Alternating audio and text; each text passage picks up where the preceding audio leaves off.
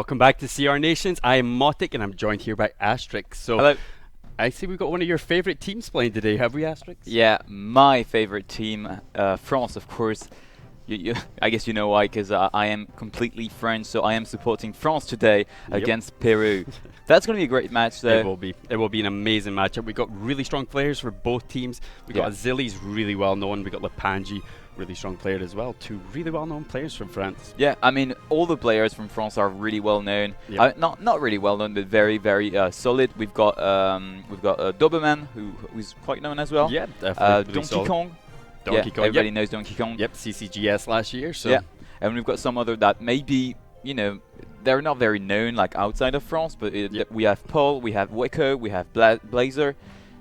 Three really good players as well, so I'm pretty confident for France. But still, Peru has some very good players as well. They have Eduardo, Fernando, Shea, Gunter, and many more. So it's gonna be a tough match. And today we are playing for a place in Tenerife. Yep. So Tenerife next weekend, definitely. This is going to be the last two casts before we get into Tenerife. So if you guys want to get your tickets, it's www.crnationscup.com. You can buy your tickets there. You can see all the games there as well. You can find all the games when they're going to be as well.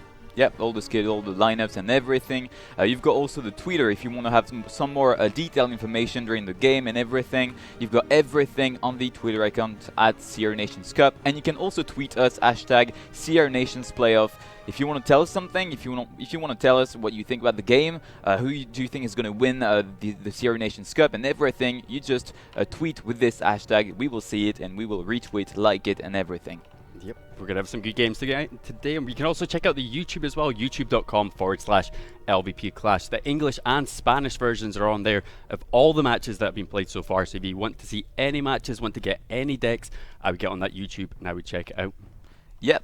So, now that this is said, I think we can maybe play a little video to explain people, if you didn't follow really the CR Nations Cup since the start, maybe you want to know the rules, like how it is played. Well, you're going to have a video explaining everything right now. Welcome to the Nations Cup, the national teams of World Tournament. Every national team has 6 players. Each player plays a single set, which is a best of 3, and they can ban 1 card. The matches are made by 7 sets. In case of a tie of 3 sets, the captain of each nation gets to choose the player that will compete for the match point. It will be an emotional roller coaster. Enjoy the Worlds.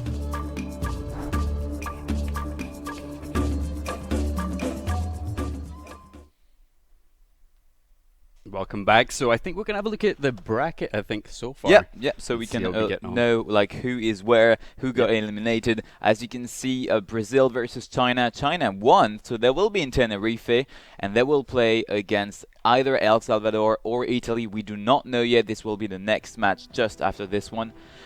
We've got also on the right France versus Peru, so that's going to be just right now, and the winner is going to play against Venezuela in Tenerife. Venezuela, who eliminated Spain 4-3. That was a great match. It was a Venezuela really strong team. Pedro just dominating in his matchups and took it for Venezuela in that last match. So really strong team. But we're going to look at some of the times of some of the matches. So we've got at 9 o'clock. Well, that's just going to be one more match. That's El Salvador versus Italy. And then we haven't got the rest of them set up yet. Well, the rest is going to be in Tenerife anyway. So that's going to be on the 29th. All right. So that's going to be very interesting. For now, we're going to have Peru versus France. And I really cannot wait to see this. Look at the players right now. That's going to be Paul going first against Sandalia. Yep, Paul Sandalia. Sandalia is a pretty good player, so we're going to see how it turns out. Paul also looked very, very strong in this CR Nations Cup so far. Then the next match is going to be insane. Fernando versus Azilis. Yep, 2 extremely strong players. Azilis been playing so strong as well, every single matchup as well. I feel Azilis is such a strong player, but we've got Lloyd Cass versus Lepanji after that as well. That's going to be an amazing matchup as well. Gunter versus Donkey Kong. Again, just really strong players throughout this whole bracket. Yeah, and Donkey Kong hasn't been really good so far. I mean, he lost twice. I mean, he lost 2 games, and well, he lost his only best of 3 he's played so far. So, quite a shame for Donkey Kong, but I think he can really beat this time Gunter to come back in this competition and prove he's like such a good player. Yep. I mean, it's only 2 games he's played, so he might have just had some counter decks against there and lost because of that. So I guess the more games he plays, he would definitely. I mean, he's going to show us hopefully today that he can bring it back. Yeah. Next up, we have Shea versus Weko. Again, that's going to be very interesting. She's a very good player once again for Peru. And the final match, the set number 6, will be Eduardo versus Doberman. That would be an amazing matchup. If it does come to that last matchup, anyway, I think Doberman, I don't know, such a strong player though for France. So I mean, yeah, every single player I can tell, I know them all like very well. They are all very, very good. So I'm really hoping France is going to make it today, because really, I mean, we can do it. You know, if we lose today, it just means, well, maybe there was not enough coaching, maybe there was not enough team spirit. I mean, something was lacking, but what's for sure, it's not the skills, it's not the players themselves, it's really how they're managed and how they are going together. Yep.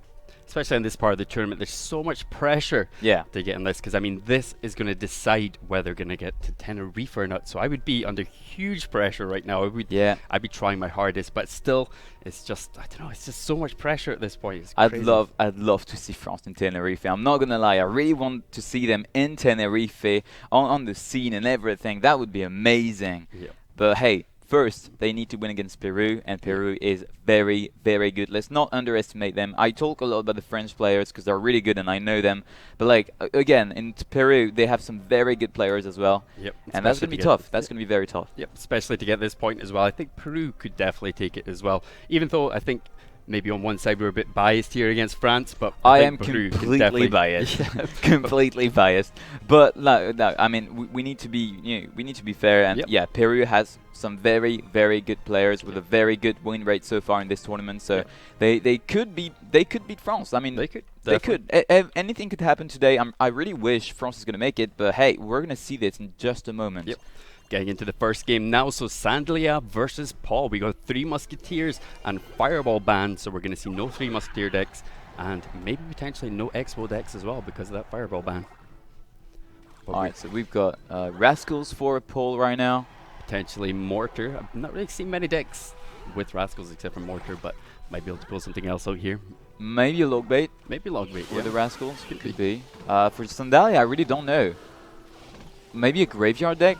Yeah, looks like it actually does look like one of the graveyard decks. Actually, we've seen I think we saw those versions of the graveyard deck yesterday, but Inferno Dragon coming up the back for both players right now.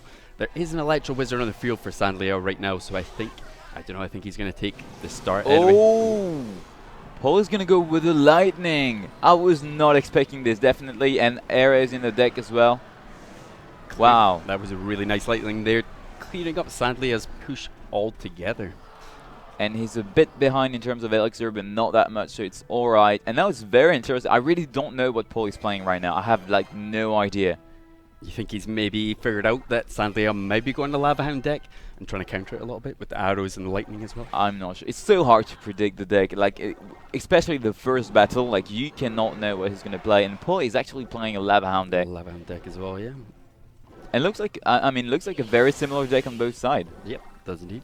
I'm not sure Sandalia is running the lightning there, but no, I don't think so. Potentially, maybe I'm not entirely sure what spell he's going to run, because I mean Fireball is banned. You normally take Fireball in these sorts of decks. Ooh, there is a big push on the right-hand side for Paul right there, but there is a very lonely balloon on the left-hand side that might connect to the tower. It will connect to the tower, and Paul is completely going to ignore it. Ow, tower is going to go down here. Not looking good at the start for Paul here, but you never know. His tower going down on the left-hand side. Not a good start for France. Not at all, and that was very well played from Sandalia here. He exactly knew that Paul did not have anything to counter that balloon on the left-hand side. He did not even try to support it whatsoever. He just he was like, anyway, he doesn't have anything to counter it. I'm just going to send a balloon on the left-hand side. It's going to take the tower, and that's it. We do have another balloon coming down the right-hand side for Sandleo right now. Is it going to be able to come past the Inferno Dragon and get another shot on that tower? It will. So much damage onto the right-hand side. Paul, I don't know, he's just not looking that good right now. No, and the arrows here for Sandalia that might be playing the lightning as well. We never know. We don't know at this point. We don't know. Maybe, yeah, I don't know. But anyway, that's going to be a win here for Sandalia, taking the first battle against Paul. And Peru is telling us, hold on, France may not be winning today. Yep.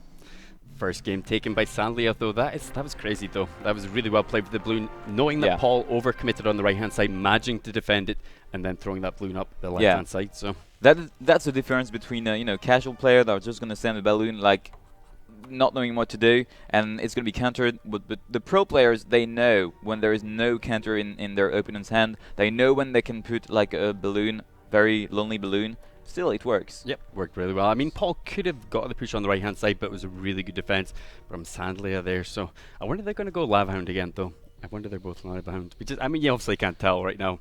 We can't tell. It's very hard to say. And again, I mean, those players really are able to play anything, really. So they might be running anything at this point, like Golem, Giant, Graveyard, whatever. It's really hard to predict. Yep. I mean, all players have been quite diverse. I mean, Paul has been running many different decks. Lava Loon is one of his decks, but he's been running a bit P.E.K.K.A. Control. He could bring out the Giant.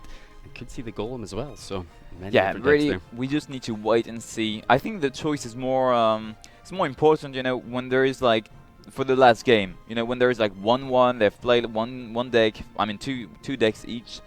You know what they're trying to play in this best of 3. Their strategy, so you can try to guess for the third game, but like for the 2 first games, really hard to say. Yep, definitely. But Sandlia versus Paul again, and we're coming out to Tombstone at the start here from Sandlia. So let's see how he's going to play this out. I think there's more Lava Hound decks, but we've got a nice Lava Hound on the left hand side from Paul now. And again, same matchup. Exactly, same matchup. I think maybe Paul's slightly ahead in Elixir purely because that Tombstone going down the right hand side, but we'll have to wait and see how this push plays out. But this could be very interesting here for Paul, because this time he's going to keep his counter for the balloon. He's not going to make the mistake again. Yep, definitely. So this might be different here, and he's going to get one hit on the left-hand side with the balloon, which is looking pretty good now.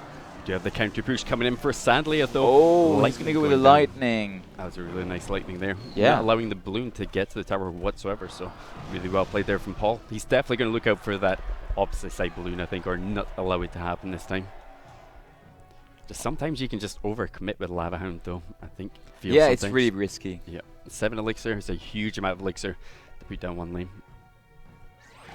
Okay, Valkyrie in the back for Sandalia.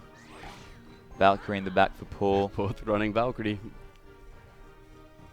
So just slow pushing here for both players. But yeah, I think it's a good option though for both players to have arrows in their deck just to finish off the rest. That Lava Hound push.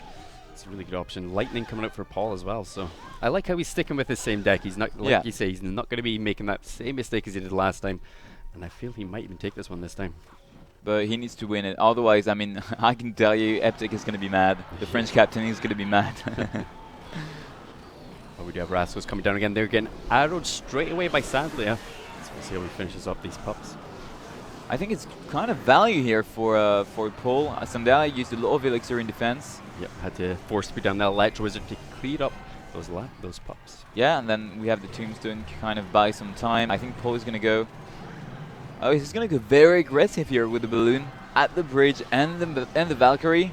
Really nice Tombstone in the middle to lure that across. Does have the lightning though. Oh, the lightning! Is he going to make it? The balloon. Oh, defensive lightning for Sandalia. Really well played with that defensive lightning. But again, Paul looking so far ahead right now. But one Lava Hound push can make a huge difference. All right, Lava Hound in the back for the 2 players. There's going to be an Inferno Dragon for Paul. That's going to be a balloon for Sandalia. Who is going to make it? Really, like Sandalia can get a balloon onto the tower and that's it. You know, this can go really, really fast here. Balloon making its way over to the tower, but Inferno Dragon locking onto it, so I do not think it's going to be able to reach. Getting a few hits onto the tower and the lightning able to finish, and this time Paul is going to take the win with the exact same matchup. Really That's well pretty played. interesting. Yep, really well played by Paul there.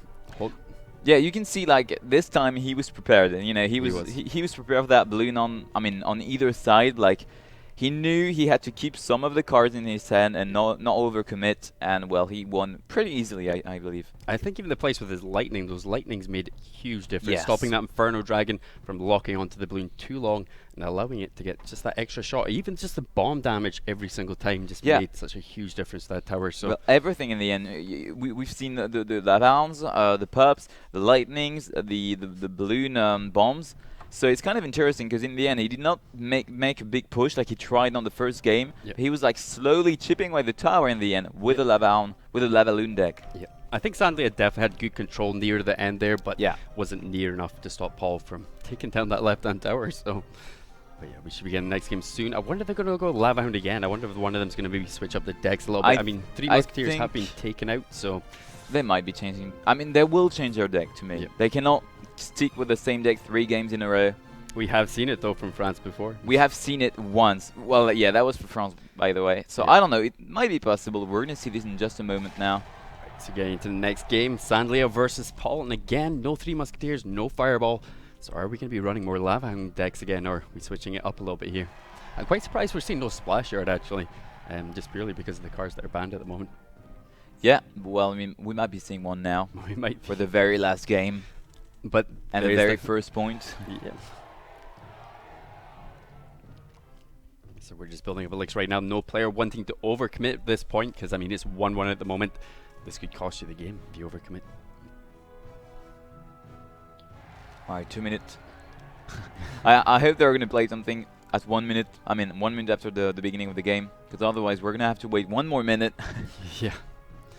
This happened a lot throughout CR Nations, so Especially when France was playing, by the way. It's Yeah. kind of funny to see them like every single time. just They're holding on. waiting, being very careful.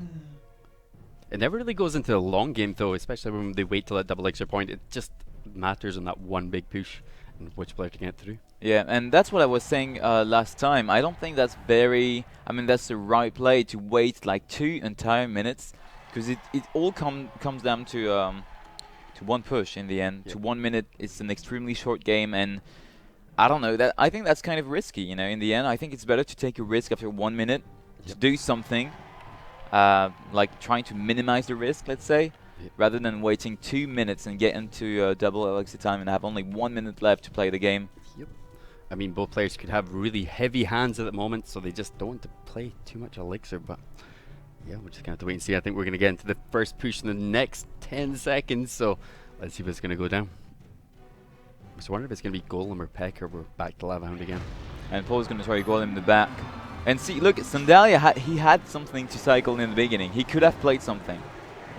That was a nice push on the left-hand side. Royal Ghost fully connecting to the tower. Dark Prince going to try and clear it up there. Some nice damage done, but I mean, there's a huge counter breach coming out here for Paul right now. We've got the Golem coming up the right-hand side. Dark Prince off the left as well.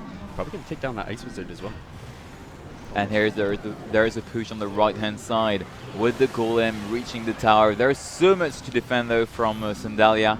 Yep, I think we're going to see a tornado pretty soon, pulling that Golem back, not allowing it to get any splash damage done to that tower. But look at this Inferno Dragon connecting onto the Bowler. And Paul going again with the Golem in the back, building a push on the right-hand side. Nice poison on the left-hand side, clearing up the Tombstone, so potentially another graveyard push coming in again. I mean, he's probably going to try to defend the right-hand side first, because I mean, this is a huge push. We've got Golem coming forward, we've got Dark Prince as well. So let's see how he's going to defend this. I think it's going to be fairly easy for him to defend it. I mean, he has the bowler, he's got that tornado, and he's just got so many stuff to stop this Golem and slow it down before it even reaches the tower. But Sandalia is forced to play opposing defensively, which means that he doesn't have it to support his graveyard afterwards. But he's doing a really great job here to defend that Golem push every single time. I mean, Paul doesn't have a huge amount of counters except from that poison to that graveyard, so he's really got to watch about that graveyard right now. Alright, I think he's going to go with another Golem in the back. Yes, indeed. And Sandalia is forced to defend every single time on the right, so Paul needs to chip away the tower one way or another with the Golemites, with the poison, even if it's kind of risky. Okay, we got graveyard going down the right-hand side. Nothing to back up, though, so Dark Prince trying to take it out. Okay, the Dark Prince is going to do a great job, and I think Paul just did this so he can keep his poison to make a value poison like this. Okay, so he's gonna poison. He's gonna get a bit of damage. Going through to the tower though. I mean, there's just so much stuff. There's Electro Wizard, you got Ice Wizard as well. You get that Tornado pulling everything back, and just so much splash damage going on with that Tornado. Nice Graveyard going to the right hand side for Sandly again. So again, looking pretty good for him. I mean, there's only a minute and 40 seconds to go, and I don't know, it just looks like Sandlia is way ahead in tower damage at the moment. Oh, but this time Paul is going to try to go on the left-hand side, trying to make, get a bit more value with the Dark Prince in the back, but the Golem is not going to make it to the tower though. I don't know. I think if Sandlio manages to get a counter push off here, he's going to be able to take that tower, I think, on the left-hand side. But so much pressure up this left-hand lane for Sandlia right now. There is just way too much here to defend for Sandalia. The Golem is not able to make it to the tower, and there is nothing to chip away the tower except the poison, but not much damage on it all. You need to get that Golem connected to the tower. If you don't, you're just going to lose the game.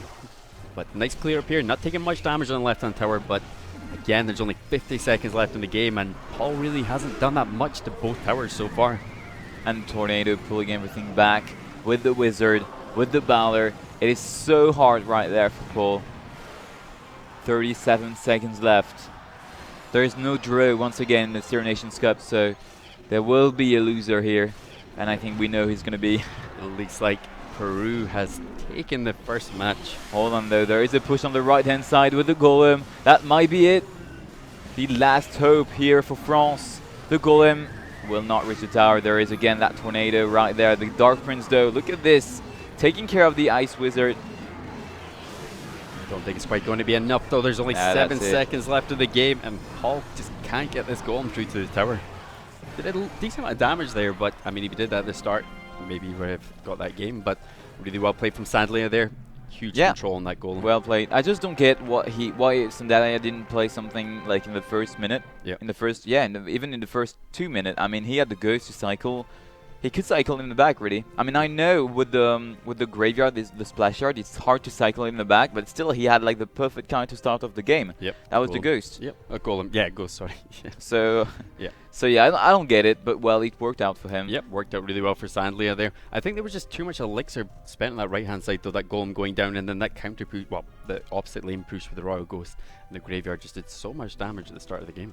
We're getting to the next game pretty soon. We've got Fernando versus Azilis. That's going to be an incredible match. And well, Azilis needs to take that point. We need to come back in the game immediately, not to take too much pressure, because if you're like down 2-0, then it's really mentally difficult to come back in the game. Yep. So we need that second point. We have Azilis though, so that's a fairly good news. Yeah, I have a feeling that Azilis might just take this. He's got an insane win ratio as well, though. He's got 75% win ratio. Very diverse, using 8 different decks throughout the whole of CR Nations, playing 12 games. So I don't know, Azilis is just very diverse. He's played the most decks out of anyone from the French team. Actually. Yeah, he's very diverse. He's training a lot, so he knows a lot of decks.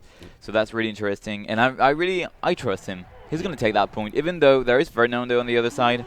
He's also very good. He has a win rate of 58%, which is pretty good. Yeah, it's still pretty good, definitely. He's played many games as well. Played pretty much exactly the same amount of games as 12 games. 12. Yes, as Azilis. So we're getting to the game now. We have Tornado and Minor Band. So Azilis going for Bridge Spam actually on the right hand side. And the Valkyrie is able to stop completely that Battle Ram on the right hand side. Fernando knew it, so no panic here. No panic at all. So Inferno Dragon coming up the right hand side for Azilis right now. And it's going to finish off that Valk, I think. Oh, Azilis is going to pressure on the right hand side with the Lumberjack. That's interesting. It's very interesting actually. I'm quite surprised. I'm wondering if it's going to even be able to get through there. Nope.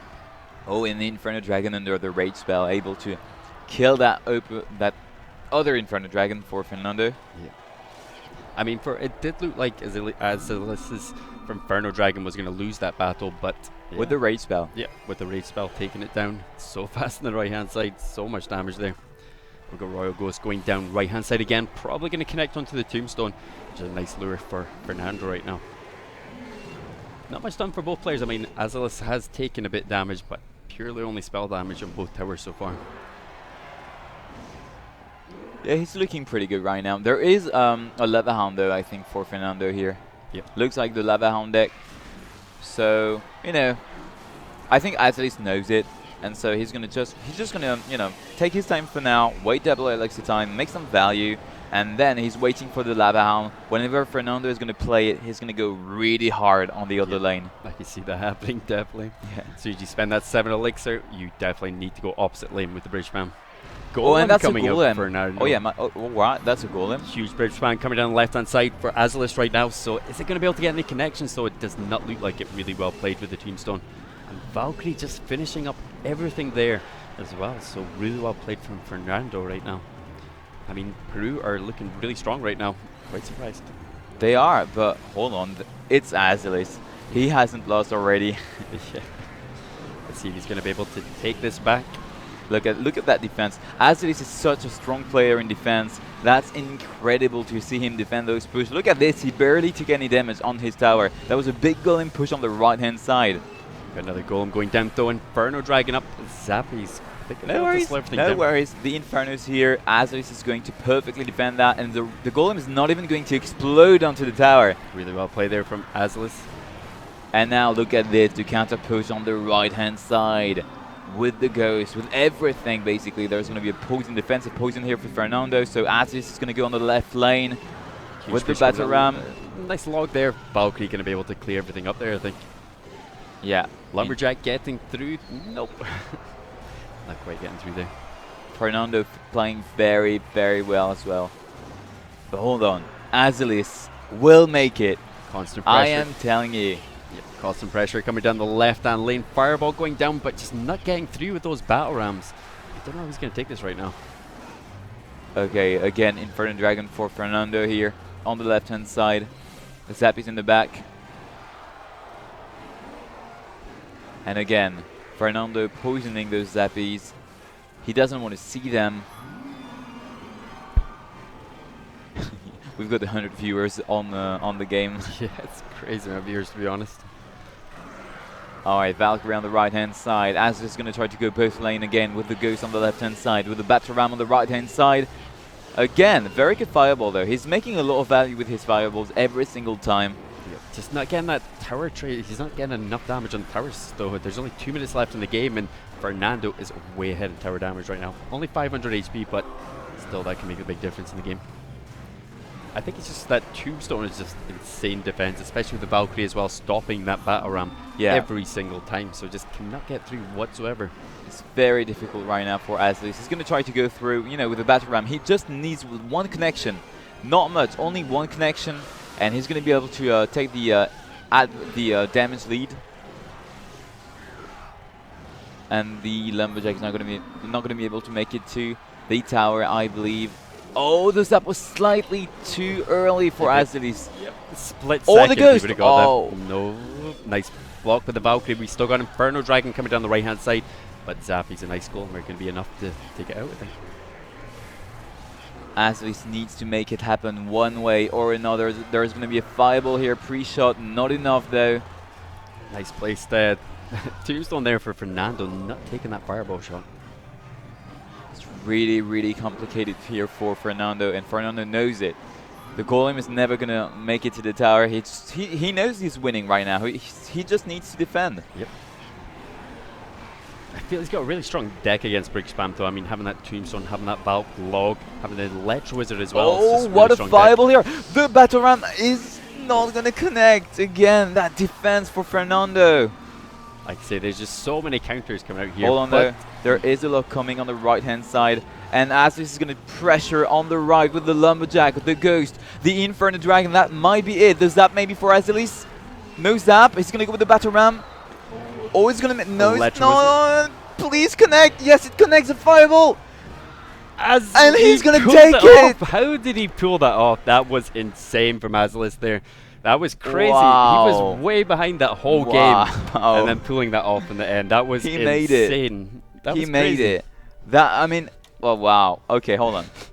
Wow. That fireball, I mean, he knew he had to pre-shot a tombstone with the fireball so the battle ram could go through. He did it very well. The battle ram was really pressuring everything. Fernando had to kind of panic in defense. I mean, he had to do something in defense. He kind of panicked, and then Azelis knew it. He just went all in on the right-hand side. That was insane. That was insane. And he took the advantage at the very last second. I felt at that point when he missed his fireball, he wasn't going to take it that first time when they moved the tombstone. But I don't know, Azelis, that was insane. Really well placed from him. Yeah, he tried to get the tombstone and the tower at the same time by pre-shotting, but you know, that was kind of risky. He knew it. He took a risk there. And in the end, he was like, okay, I'm not going to try to take the tower. I'm going to try to take just a tombstone. He knew that was enough, and well, that was enough. Yeah, still really played by Fernando there. But if he just didn't put his tombstone in the same place, I guess, that connection might have not happened. Wow. Again, Azelis really such a great player. Impressive. I'm so surprised. That was the last 8 seconds, I guess, of that whole game. That was crazy. Well, we do have a player. They're actually just cycling at the start, so we're not having to wait the first 2 minutes of the game before we see any cards come down. And as I think Azelis and Fernando are both playing the Brit spam once again. Okay, there's going to be a fireball here for Fernando. I think Azelis is looking pretty good in the matchup. He's very, very good with his deck. Has Ice Golem just in front, has Zappy still behind as well. This Bat Ram potentially making his way through to this tower now. I think Royal Ghost should be able to slow it down. Yeah, that's well played here for Fernando, although... Right hand side bridge spam now from Azelis. Probably knows that Fernando does not have that much elixir right now. Get a huge connection. Oh, the Lumberjack on the right-hand side. That's insane. The Lumberjack is so strong when it connects to a tower. Like, it's incredibly strong. I'm so surprised as well, yeah, just going the opposite lane push. But I guess he knew Fernando maybe overcommitted on that left-hand side, so going for that bridge spam on the right-hand side with the Royal Ghost and the Lumberjack was an insane move from Azelis. Azelis kind of BMing. Alright, so Fernando is playing the Magic Archer version of the deck. Fireball going down straight away, getting I think, yeah, an even elixir trade there. No pressure from the Magic Archer. Azelis is slightly behind, only 1 elixir though. It's not a big deal. Has to deal with the Royal Ghost coming up the right hand side. Does put an Ice Golem down. Yeah, it's going to be enough. Alright, now Royal goes for Azelis on the right hand side. He really knows. He knows when to pressure and when to not pressure, and that is really important, especially with a bridge spam deck. Yeah, I just feel Azelis has huge control of this game at the moment, though. He's the one causing most of the pressure from the start of the game, and Fernando not really getting much off there. Oh, that fireball! Oh no, he missed the. He did miss the Inferno Dragon. I thought he has it. No, he didn't really need to get that Inferno Dragon. He just needed to really put the fireball every single time on the Magic Archer, otherwise it's going to be too much of a threat for Azelis. Those Zappies clearing up the Inferno Dragon really well there. One Zappy, and the Inferno Dragon couldn't do anything. Alright, Ghost in the back again for Azelis. He's really not pressuring right now. He's just like making a bit of value here. He knows he's way ahead right now, so all he needs to do is defend these next pushes and maybe get a counter push. Yeah, the Ghost though is on the right hand side. There will be the Zappies to save the day for Azelis. And oh, I didn't see on the right hand side, the Ghost was connected onto the tower, getting a few more swings onto that tower. And Inferno on the left hand side. It looks like he's going to take forcing that fireball. Yep, fireball going down, so he has no fireball now. Fernando is not looking good at all, and he's an excellent player. But look at Azelis, so good with this deck. Dominating Fernando. Fireball again for the Magic Archer. No question. Magic Archer, Fireball, that's it. Instantly. I mean, if you get the Magic Archer plus anything else with the Magic Archer, you just get such a huge trade there with the Fireball. Fernando's going to try to go on the left-hand side, try to do something. I don't think this Battle Ram's going to be able to connect, and I don't think those Barbarians are going to do much either. Ice Golem just pulling Royal Ghost out of hiding as well, so... Azelis going hard on the right-hand side. He wants to finish that game. There will be the Fireball. Oh, he missed it. He did miss the Fireballs. He missed the Fireball. What a mistake here for Azelis. This could cost him a lot, really. This could cost him the game if he doesn't watch it. Magic Archer getting loads of value though. Double Magic Archers out at the moment. Not looking good. No, not looking good whatsoever. But I mean, the Royal Ghost. Magic Archer still making his way forward. I don't know. This is not looking good. Azelus right now. He plays it so well. He's defending so well right now. There is the Magic Archer. Batram raised up though, connecting to the tower, doing loads of damage to that left-hand tower. Not enough though. I mean, he's kind of just equalized it a little bit on the lowest tower HP. Just because of that single fireball he missed. That was really a stupid mistake.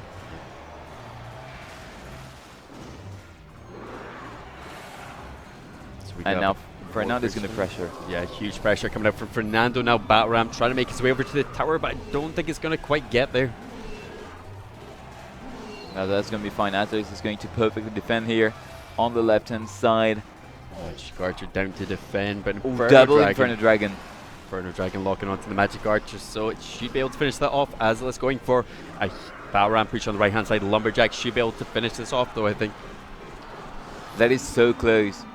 That is so close. 5 HP difference right now. 30 seconds left. Lumberjack making his way over to the right-hand tower for Azelus right now, so you really got to watch the tower HP right now. He has pulled slightly ahead, but I mean, there's only 20 seconds to go. What a bad Batram here for Fernando on the left-hand side. And now look at this on the right-hand side. The Batram will not connect for Azelus. Lumberjack making his way forward, though, so Azelus needs to send one last fireball to make sure he's winning this game. Yeah, he's going to send it right now, and that's going to be it. Azelus is going to win again with a draw. Really close match there. Really close. You can clearly see the level of those two players. Incredible. They cannot win against each other. It needs to be a draw every time, and we need to give the win to Azelus because he was ahead in terms of damage onto the single tower. But I mean, he was way ahead that entire game, but Fernando almost coming back there. But because of that mistake, that single mistake, and every time we say it, one mistake can cost you the game, especially at that level, and we've seen it just right now. Yep, Fireball is 4 elixir, so he's pretty much just throwing 4 elixir away. Right, we're going to get into the next game pretty soon. We've got Lord Cass versus Lepanji coming up next. So okay, so Lord Cass here, sorry, for Peru, is not looking that good, to be honest.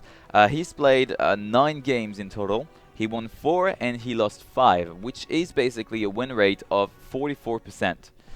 It's not that great, especially compared to Lepanji. Yep, he's got a really strong win rate. He has that. He's almost at 65%, actually 63%. So Lepanji he comes up with definitely a lot of different decks. So yes, I can't wait to see him play right now. And not only different decks, very unusual deck, unique deck, I'd even say. Yeah. So you never know what he's going to play. You see a miner, that might be a log bait with a snowball. You never know. I'm not even kidding. Yeah. Such a strong player, Lepanji. I really like how he plays though. I mean, he's a player like no one else. That's for sure. So we have Royal Ghost and we have the Valkyrie actually banned. So we got Hog coming out the right hand lane. Nice Electro Wizard coming down. This should be able to clear up everything. And the counter push coming in for Lepanji, I think, at some point. The Lumberjack here was a bit too much. I think the Electro Wizard was able to take care of the Hog Rider. Rascal's going down fairly fast there, though, so not much damage on the comeback here, I don't think, for Lord Cash right now. Okay, it's alright. Lepanji's ahead, slightly ahead, but still ahead. We've got the Valkyrie and the Ghost banned, by the way. I don't know if we mentioned it. Yep, said at the start, Valkyrie and Ghost are banned. So Giant actually coming out for Lepanji, so it looks like he's this minor Giant poison deck, potentially.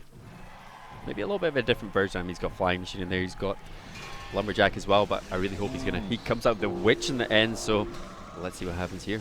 The Skeletons should build up, should distract the P.E.K.K.A, but let's see if he's going to be able to get it down in time. Still going to be a tough matchup here. Not that much because of the P.E.K.K.A, because with this deck you can kind of deal with the P.E.K.K.A and then try to outcycle it with your Giant and get some damage onto the tower, especially with the Miner and everything. Yeah. The problem is this Hog Rider, which is really pressuring, and Lepanji, well, he has the Electro Wizard, but that's it. He's going to take like one hit almost every single time. Lord Cass is going to play that Hog Rider, so it's going to be really tough for him to win this match. Oh, hold on. Still getting a huge damage on the right hand side there. Huge counter push from Lepanji. So definitely pulling ahead, way ahead in tower damage right now. We've only got 40 seconds left in the game, so Lord Cass needs to get a hog connection in here or something along that line. So pushing down the opposite lane. Ooh, there is a lot on the left-hand side. That might be it. Zap here for Lupenji. That was well played. The Hog Rider is going to get 1, 2, 3 swings onto the tower. Yes, 3 swings onto the tower. That's what I was saying, basically. Like, the Hog Rider is so hard to stop for this deck. There's no static defense, there's no buildings defense to be able to defend against that Hog Rider, so it's going to be really hard here. So we've got another Hog coming down the left-hand side again. Is it going to be able to get enough to be able to pull him back in this last 8 seconds of the game? And look at that Hog Rider once again getting so much damage onto the tower. Plus the Rascals, exactly what I was saying. Basically, it's so hard against that Hog Rider, and Lupenji, he knows he cannot play his Giant. We got with that cycle though. I mean, he's back to his Hog Rider already. Incredible, incredible. And Lupenji doesn't even have a log here to, you know, kind of earn some time against the Hog Rider, and that's going to be it. First game to Lord Cass against Lupenji, but yeah, just really struggled against the Hog Rider. Had no static defense to defend it, and just didn't have anything to slow it down enough. Always got a connection there. Yeah, that's really a shame. I mean, I could see it coming from so far ahead. I've played this deck a lot. That might be the reason why I know all the matchup, basically. Yeah. But yeah, I mean, that was 2 years ago, but still that was a similar deck. And yeah, the Hog Rider is really, really hard to deal with, because you have to take hits every single time, and then there's the P.E.K.K.A. So Lupenji didn't play his Giant. Honestly, I think he should have played his Giant, just so, you know, Lord Cass had to play his P.E.K.K.A. every single time, and so he couldn't cycle as fast to the Hog Rider. Yeah. I think that would have been a good choice, but that was really complicated here. There was huge pressure though. I mean, that cycle as well on that deck, I think it was just a little bit faster than Lupenji, so imagining to get back through to that Hog Rider just caused pressure over and over again. And even just the Rascals as well, having to expend so much elixir, did not have the log in his deck either, only had the zap in his deck, so that made a huge difference. Yeah, did. I mean, he had to spend so much elixir to get those Rascal girls down in the back, and they just defended the Hog so well. Yep. Well, Lupenji lost. Now he needs to win 2 battles so France can get ahead in this match. I really hope so. Lupenji cannot lose this one. He doesn't have the right to lose this one. Lupenji, listen to me. You get to win this. Let's see if he can take it back for France right now. Should be getting to the game pretty soon. Here we go. Right, Lord Cass versus Lupenji again. Again, Valkyrie is banned. Royal Ghost is banned as well. Alright, so we have Elixir Collector here for Lupenji, which is going to play a balloon. He is a very good balloon player, Lupenji. So I believe in him on this battle. Look at this, balloon getting a connection. Nice bats coming in there as well, so just too much damage there. Early tower lead, the right hand side. Should even get the pump down as well. So wow, that's it. Lupenji, yep. Good game, well played. Might as well just lead the game now. I mean, Lord Cass could definitely still come back in this, but let's have to wait and see. Yeah, Lupenji is a very, very good balloon player. Yeah. He's playing a lot the balloon, and he has like so many decks with the balloon as well. Like, you never know what he's going to play. He might be playing a freeze in this. You don't know. Yeah. So I think it's going to be extremely difficult for Lord Cass to win this game, especially knowing that he lost a tower and a pump on the very first push. But we do have Hog coming down the Hog. We have Golem coming down the left-hand side. And not really getting much done there for Lord Cass. Hasn't really backed it up that much. Just the baby dragon, but don't know. He's not looking good at all. Problem is, Lord Cass doesn't have anything to reset that Inferno Dragon. He doesn't have a sap. He doesn't have an Electro Wizard. He doesn't have anything. So I mean, the matchup here for Lord Cass is just awful. Yeah. He cannot do anything against Lupenji with this deck. It just makes such a huge difference, though, having that log, having that zap in your deck. Oh, the freeze! I don't know, though. That was a bit of a big expend there for Lupenji, so the pump does go down. Miner going straight on top of it. A nice log actually coming out there from Lord Cass as well, stopping the Miner from doing too much damage to that pump. So you never know, he might be able to get a huge push with his golem right now, but like you say, it's going to be hard, I think, for him to get through Lupenji right now. Well, the problem is that Inferno Dragon, like every time, what do you do? You're a Lord Cass. What can you do against that Inferno Dragon? It's just going to literally I mean, the Golem cannot reach the tower. That is impossible. And then Lupenji is going to pressure on the right-hand side. Plus, freeze going down again. Oh, look at that Lumberjack onto the tower. And the balloon getting one. No, not more hit. Miner going in there as well. Again, just spending a lot of elixir here. So Lupenji really has to watch out on this left-hand side. There's a huge push coming down there. We got Golem, we got Night Witch, we got the Baby Dragon as well. But this Wizard might be enough just to clear everything up here. No, it won't.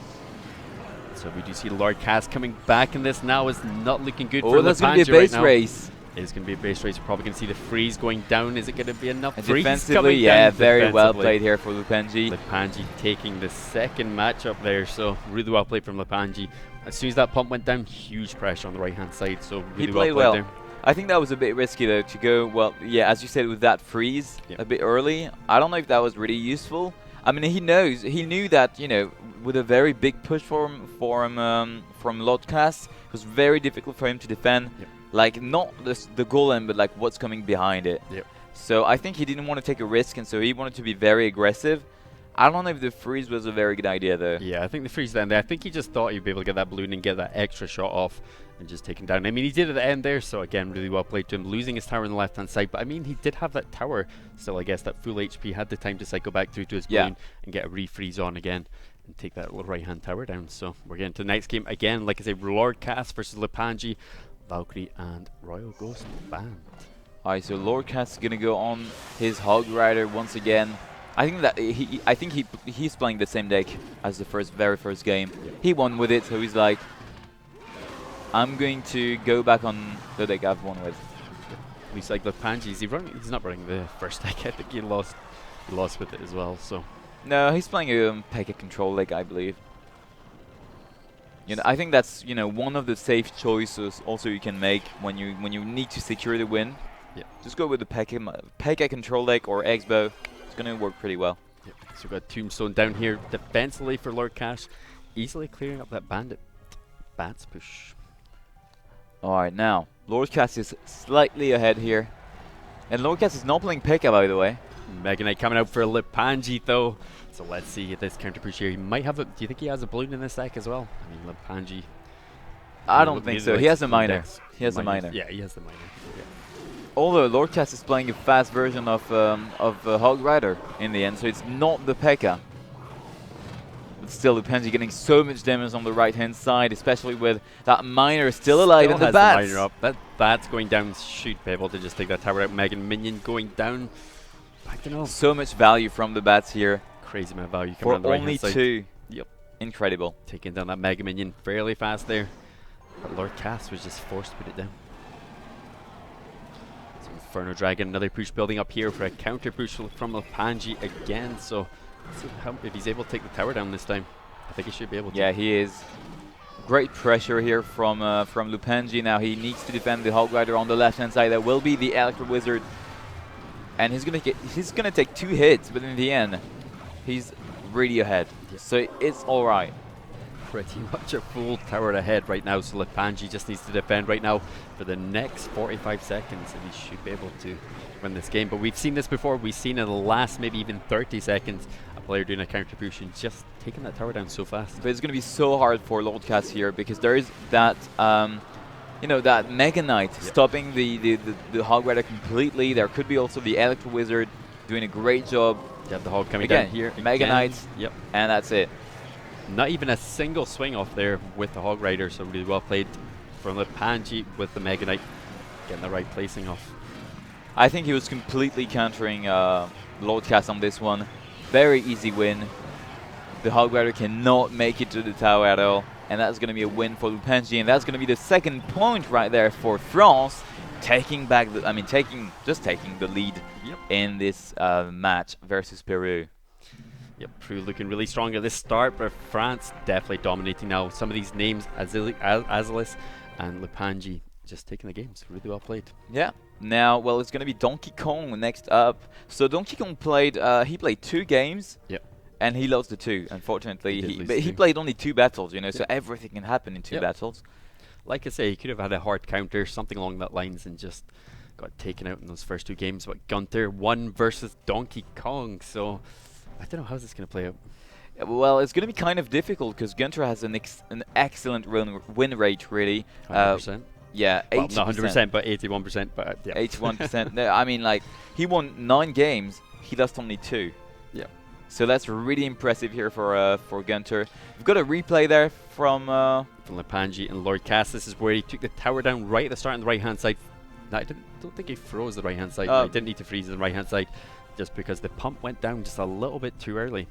you can see why players actually wait to let double elixir point before putting anything down, because you put a pump like that down straight away, you can lose your tower straight away on the right hand side. Well, pumping in the, very first move is a very risky move, like extremely risky move, and generally like players do not pump, and even if they have the pump in the starting hand, because they are waiting for cards to make sure they can defend that pump. Yep. So generally it's really rare to see in competitive play someone playing a pump as the very first card, and we've just seen why. Yep, you really got to watch with the placing of your pumps, because I mean, Lepanji could be ready right there at the bridge with the balloon, and he knows as soon as you pump, he's going to drop it straight away. So yeah, that was a mistake clearly from the Peruvian player. Mistake there, and did cost him the entire matchup, I guess. Yeah. Yeah, and the point. Clearly, and the point. Yep. So we got Donkey Kong coming up next. He's only really played one deck, obviously, because he's only had 2 games. So he's only really played the, I don't know if it's a splash art version of the deck or which deck he actually played that last time, but definitely playing Graveyard. I wonder if he's going to come out with something a little bit different, though. I think so. He might be playing 3 Musketeers. Yep. Is he quite... I remember he played 3 Musketeers, though. Yeah. Did he? Yeah, I remember he played 3 Musketeers. Because I told you Donkey Kong got known with the 3 Musketeers deck. Yeah, originally, so I think, Yeah, so I think he played the 3 Musketeers, like, I don't remember when. I mean, I think that was the last match, their very last match, France versus Argentina. Yeah, that might be it. Yep. Okay, so we're getting to the game now, Donkey Kong versus Gunter, and you do see 3 Musketeers are banned by Gunter, so I think that's probably the reason why, because he knows Donkey Kong is a very, very, very good with the 3 Musketeers. So we have a little bit of Psycho going down the right-hand lane with the log. Tombstone coming out for Gunter, though, so that log's not going to help him later on. Next Fireball going down. Spent a lot of elixir right now, so Gunter could come back here with a huge push. Okay, so we've got the Valkyrie for Gunter, so it might be a Lava Hound deck. Well, we've seen a Golem deck, though, with the Valkyrie and the Inferno Dragon, so I don't really know. And for Donkey Kong, it's going to be a Witch deck. Witch deck for Donkey Kong. What is this?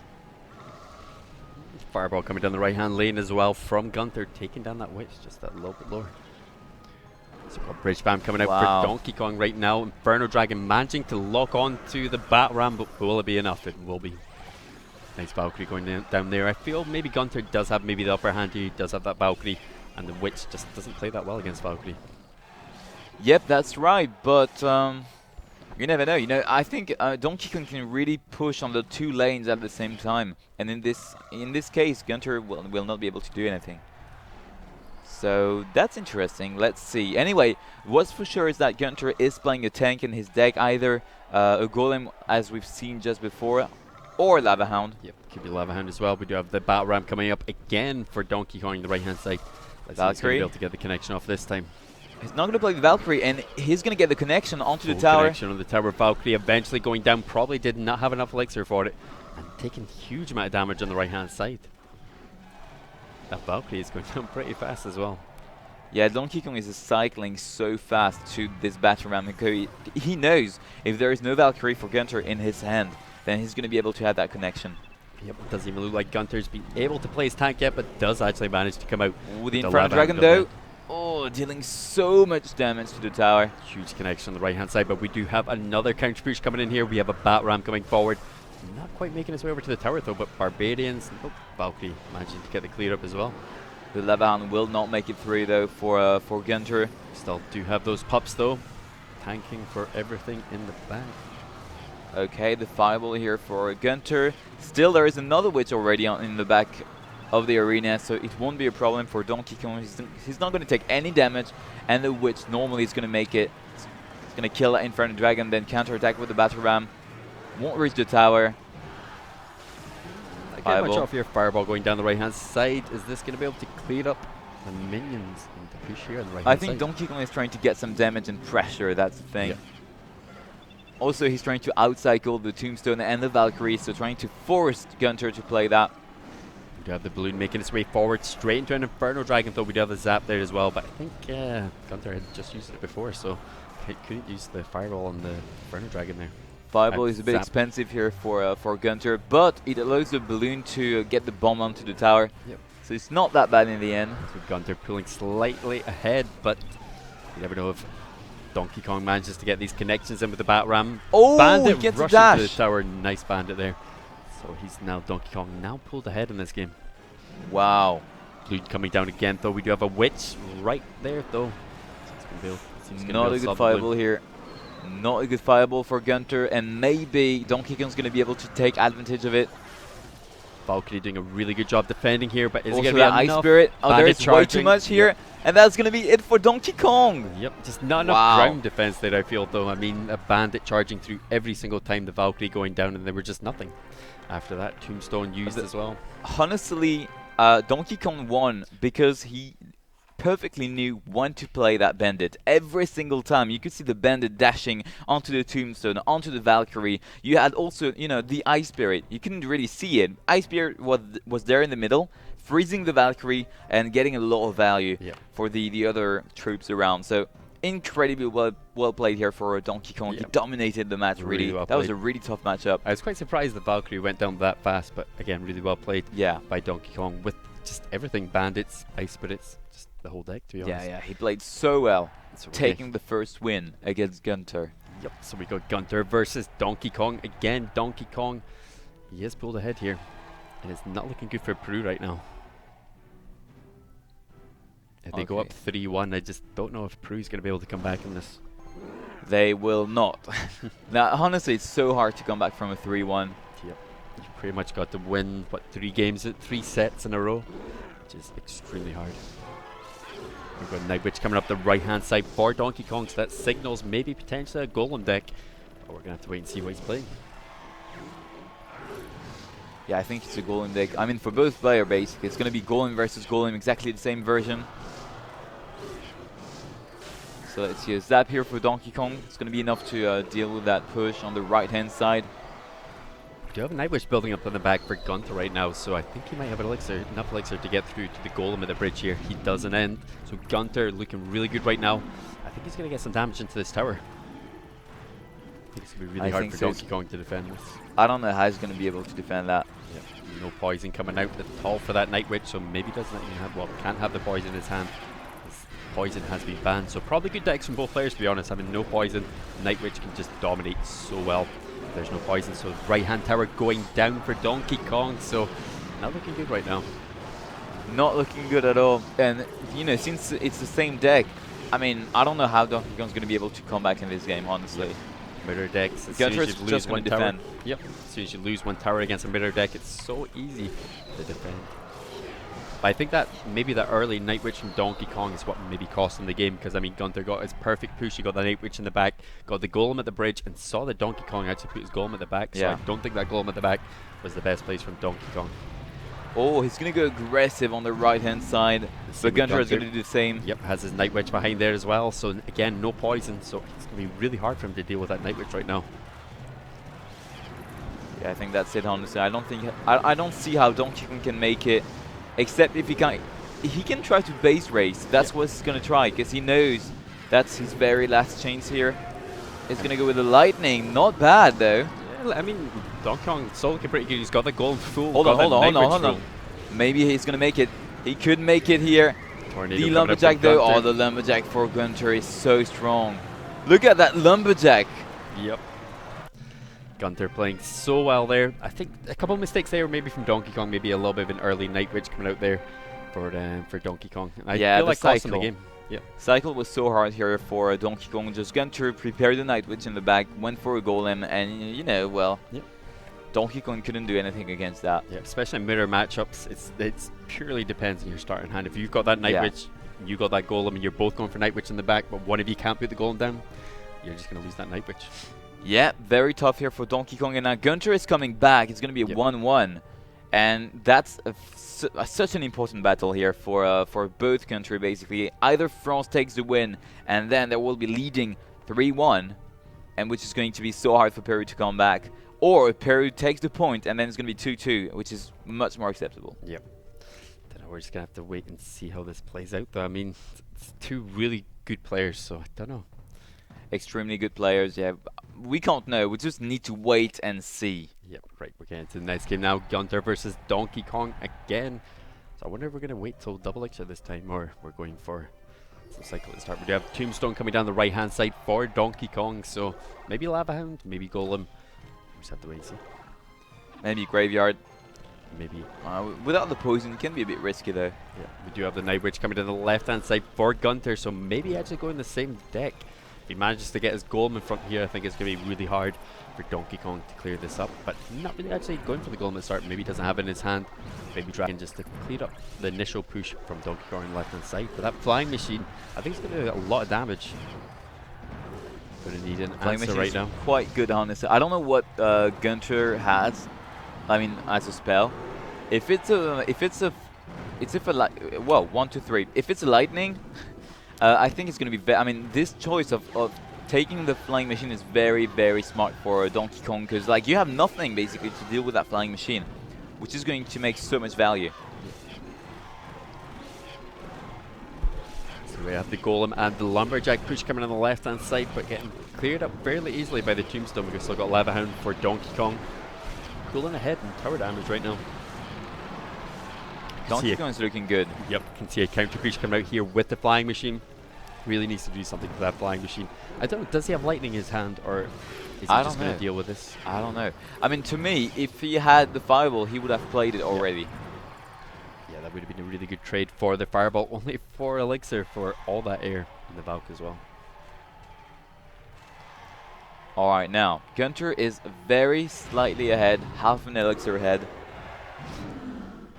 And we have the Lava Hound here for Donkey Kong. I think that's a good choice. Yep. Well, depends on if the Night Witch gets a build up here, but I mean, he did use his Night Witch just recently, so I don't think he's going to be able to get that down. The balloon behind the Lava Hound, that's a big push here for Donkey Kong. Oh, the Lumberjack though, connecting onto the tower, forcing that Valkyrie in the back.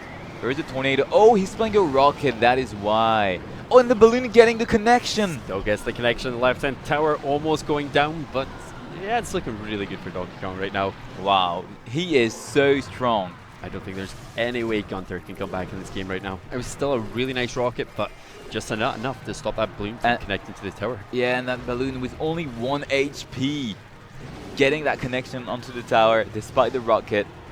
But that was the pups, you know, tanking for it.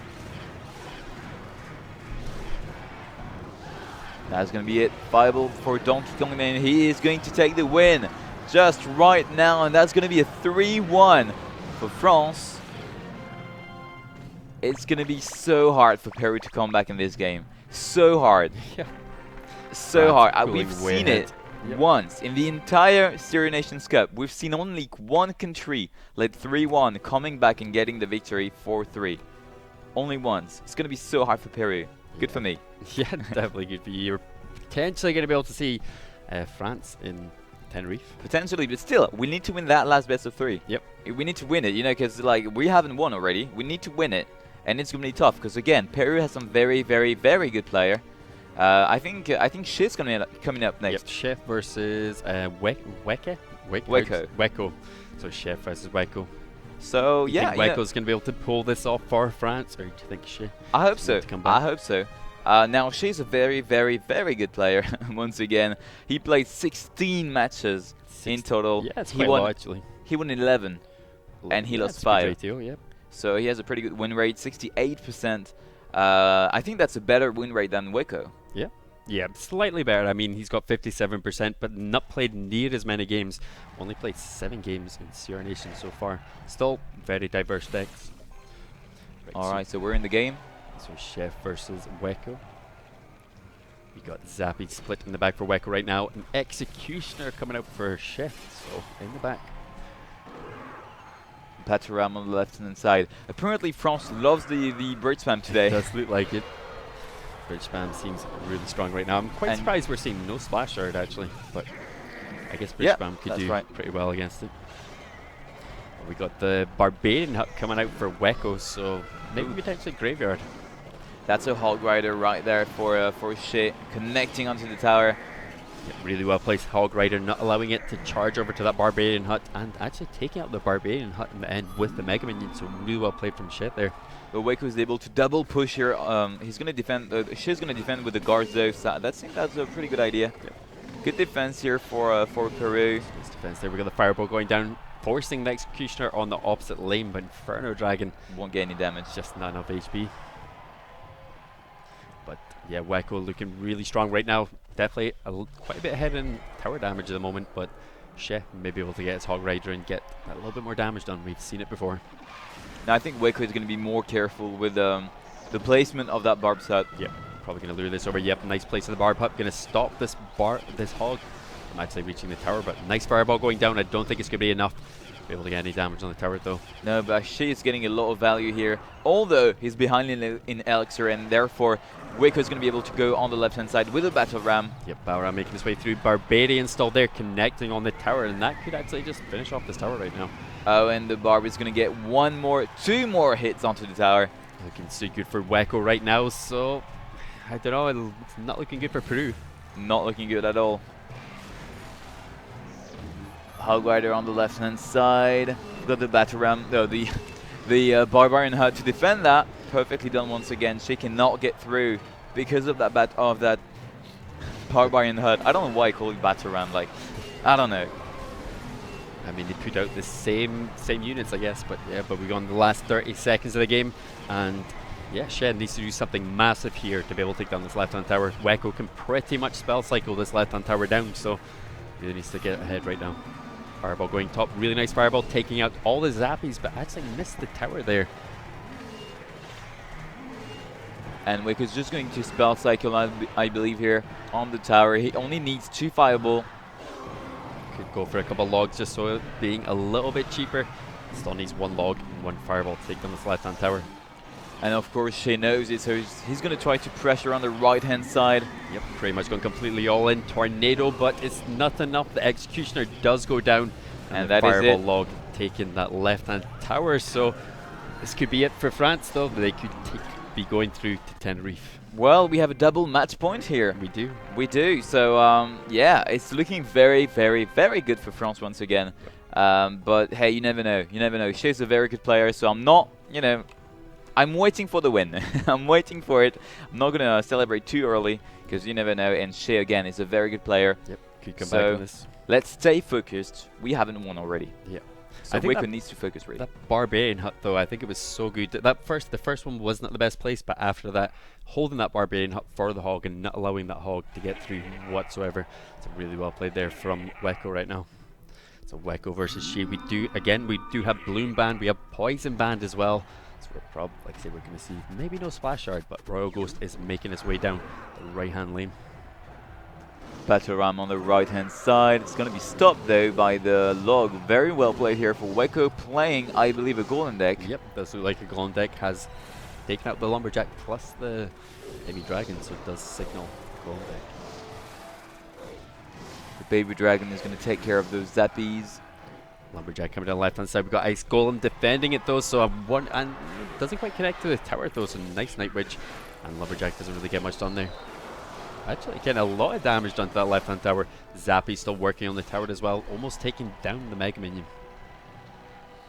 It's not looking that good for Waco right now, but he's playing a Golem deck, which means he's going to be way more powerful in double elixir time in 52 seconds. Well, he needs really potentially 1 push to take down that tower, so just saving up that elixir. Leaking a little bit of elixir there from Waco, so it's huge pressure right now. Yeah, and he knows it's going to be so complicated to put that Golem in the back for Waco, because, I mean, he's playing against a Breach Spam. So, at any moment he's going to play a Golem, there's going to be a Breach Spam on the other lane. We have Breach Spam coming again on the left-hand side. We have Log going down, trying to stop it, but I don't know, is that Battle Ram going to be able to connect to this tower? Does look like it, but yeah. Night Witch. Oh, good Tornado here. Nice Tornado pulling everything back. Still way too much here, maybe to finish this tower off. The Inferno Dragon's still up.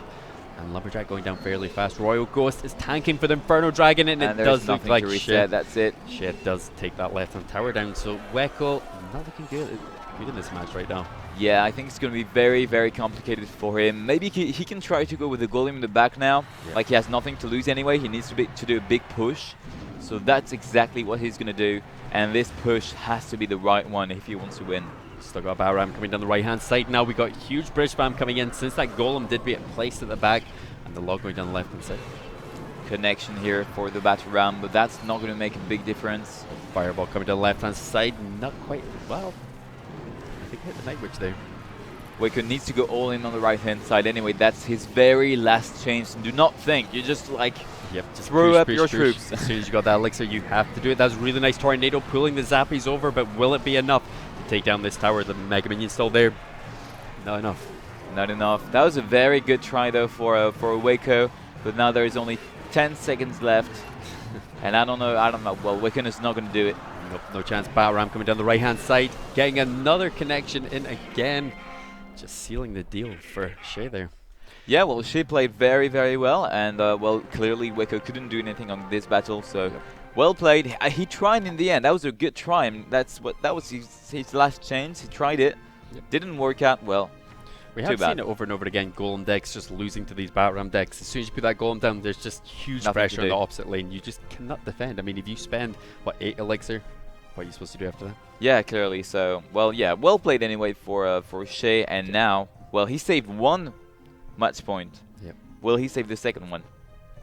We're going to see this in just a moment. Wait and see, can Weko take it back for France? Can he win for France right now? Take it and go to Tenerife. Yeah, we're playing for Tenerife now, so there's quite a lot of pressure. Huge pressure right now. Potentially the last matchup. We got a little bit of cycle in the back for Shea, so maybe actually an Expo deck coming down. Might be. Shea who wants to, you know, play very safe this last match. He knows if he loses this game, it's gonna. I mean, Peru's gonna lose and it's gonna be out of the competition. So they will be. We have Barbarian Hut coming up for Weko though. Expo going down straight for Shea, so let's see if he's able to defend this Expo right now. Talsa coming down defensively. Nice placement with the Talsa. Inferno Dragon not quite locked onto the Expo as well, so it does look good for Shea right now.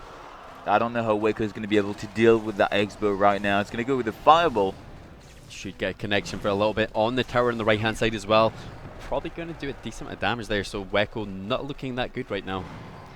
That combo though, I think it's so hard to push into Talsa Expo, especially if you just constantly defend it with all your Psycho minions, and it's just so hard. Talsa's such a strong card right now. Alright, so we've got archers in the back. Rogo's coming up again, but we do have the Expo placed again. Batram going down. Is it going to be enough? Nope. No connection in with the Expo. It connects. Did it? Yeah. Like no, I mean the Expo connects to the tower. When the battle round popped up, you know, and the barbarians appeared, the Expo had the connection. There was nothing to tank.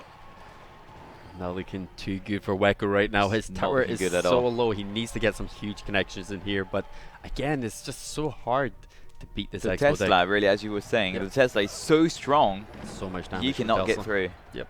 Expedite actually jumping on the tower as well, just taking it lower and lower, potentially even going to defend here and just cycle out his fireballs right now. So we do have a defensive Expo coming out, probably going to lock onto the Barbarian Hut as well. Barbarian's not really getting much onto the tower. Probably won't be. It's really being very complicated here for Shea, and Shea knows that he just needs to spell cycle now and go with Fireball on the right hand side.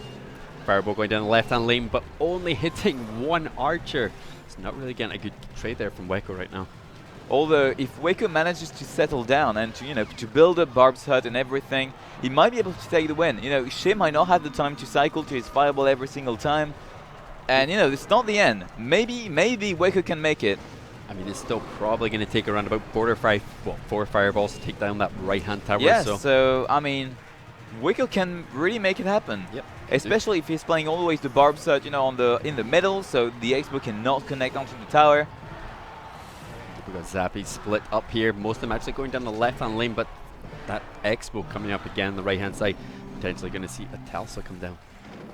Yep, Talsa going down defensively. Should be able to take out the Mega Minion as well. Royal Ghost coming forward, but is it going to be enough to stop this Expo? Too much. Yep. Too much to defend that Expo. Wake is forced to send the Fireball. Huge connection with the Fireball, though. I don't think that Expo is going to get any damage onto the tower, so you never know. Weko might be able to build up some sort of push here. Still even on Elixir right now. A little bit Barbarians come out for Weko, but I think this Telsa is going to do a good job. Way too much on the left. Yep. So Telsa is on the left-hand side. Barbarian Hut, I mean, Batram is coming forward into the Tesla, and Fireball going down on the Expo. Alright, the Inferno Dragon still here in the middle. Wake is going to try something on the left-hand side with the Ghost. Not quite reaching the tower though, so Valkyrie, nice defense there coming out for Shea. Again, a little bit more damage on the right-hand side is going to take out that tower in the end. Defensive Expo coming up again, way ahead in tower damage Shea is right now. So definitely taking it back for Peru right now. Yeah, it's going to be very difficult, and I think Shea might not even be trying to take that tower. He just want to, you know, lock the game and make sure to not take too much damage so he can win with the damage, you know, advantage. Especially with Battle Ram, it's really hard to get through. I feel these Tesla defenses here. So Battle Ram coming down the right hand side. No, it's not connecting. Not connecting again. A minute and a half left in the game, and but the Expo is going to connect, and that is it for Weko. Yep. Shea has taken the game, so that is 2-1, and PERU maybe coming back here. Yeah, well, that's exactly what I was saying, basically. We had 2 match points, but Shea's really, really good, and PERU in general is really, really good. So, we need to, you know, stay focused, and we need to take that very last game, and Still we need to win, you know. Yep, still 3-2 at the moment, so France maybe will take it. Doberman, really strong player for France, playing last for France now, has actually an 80% win ratio. I think one of the highest win ratios of everyone, if anyone in France and Sierra Nations. Yeah, he's one of the best players of Sierra Nations so far, so he's very, very good.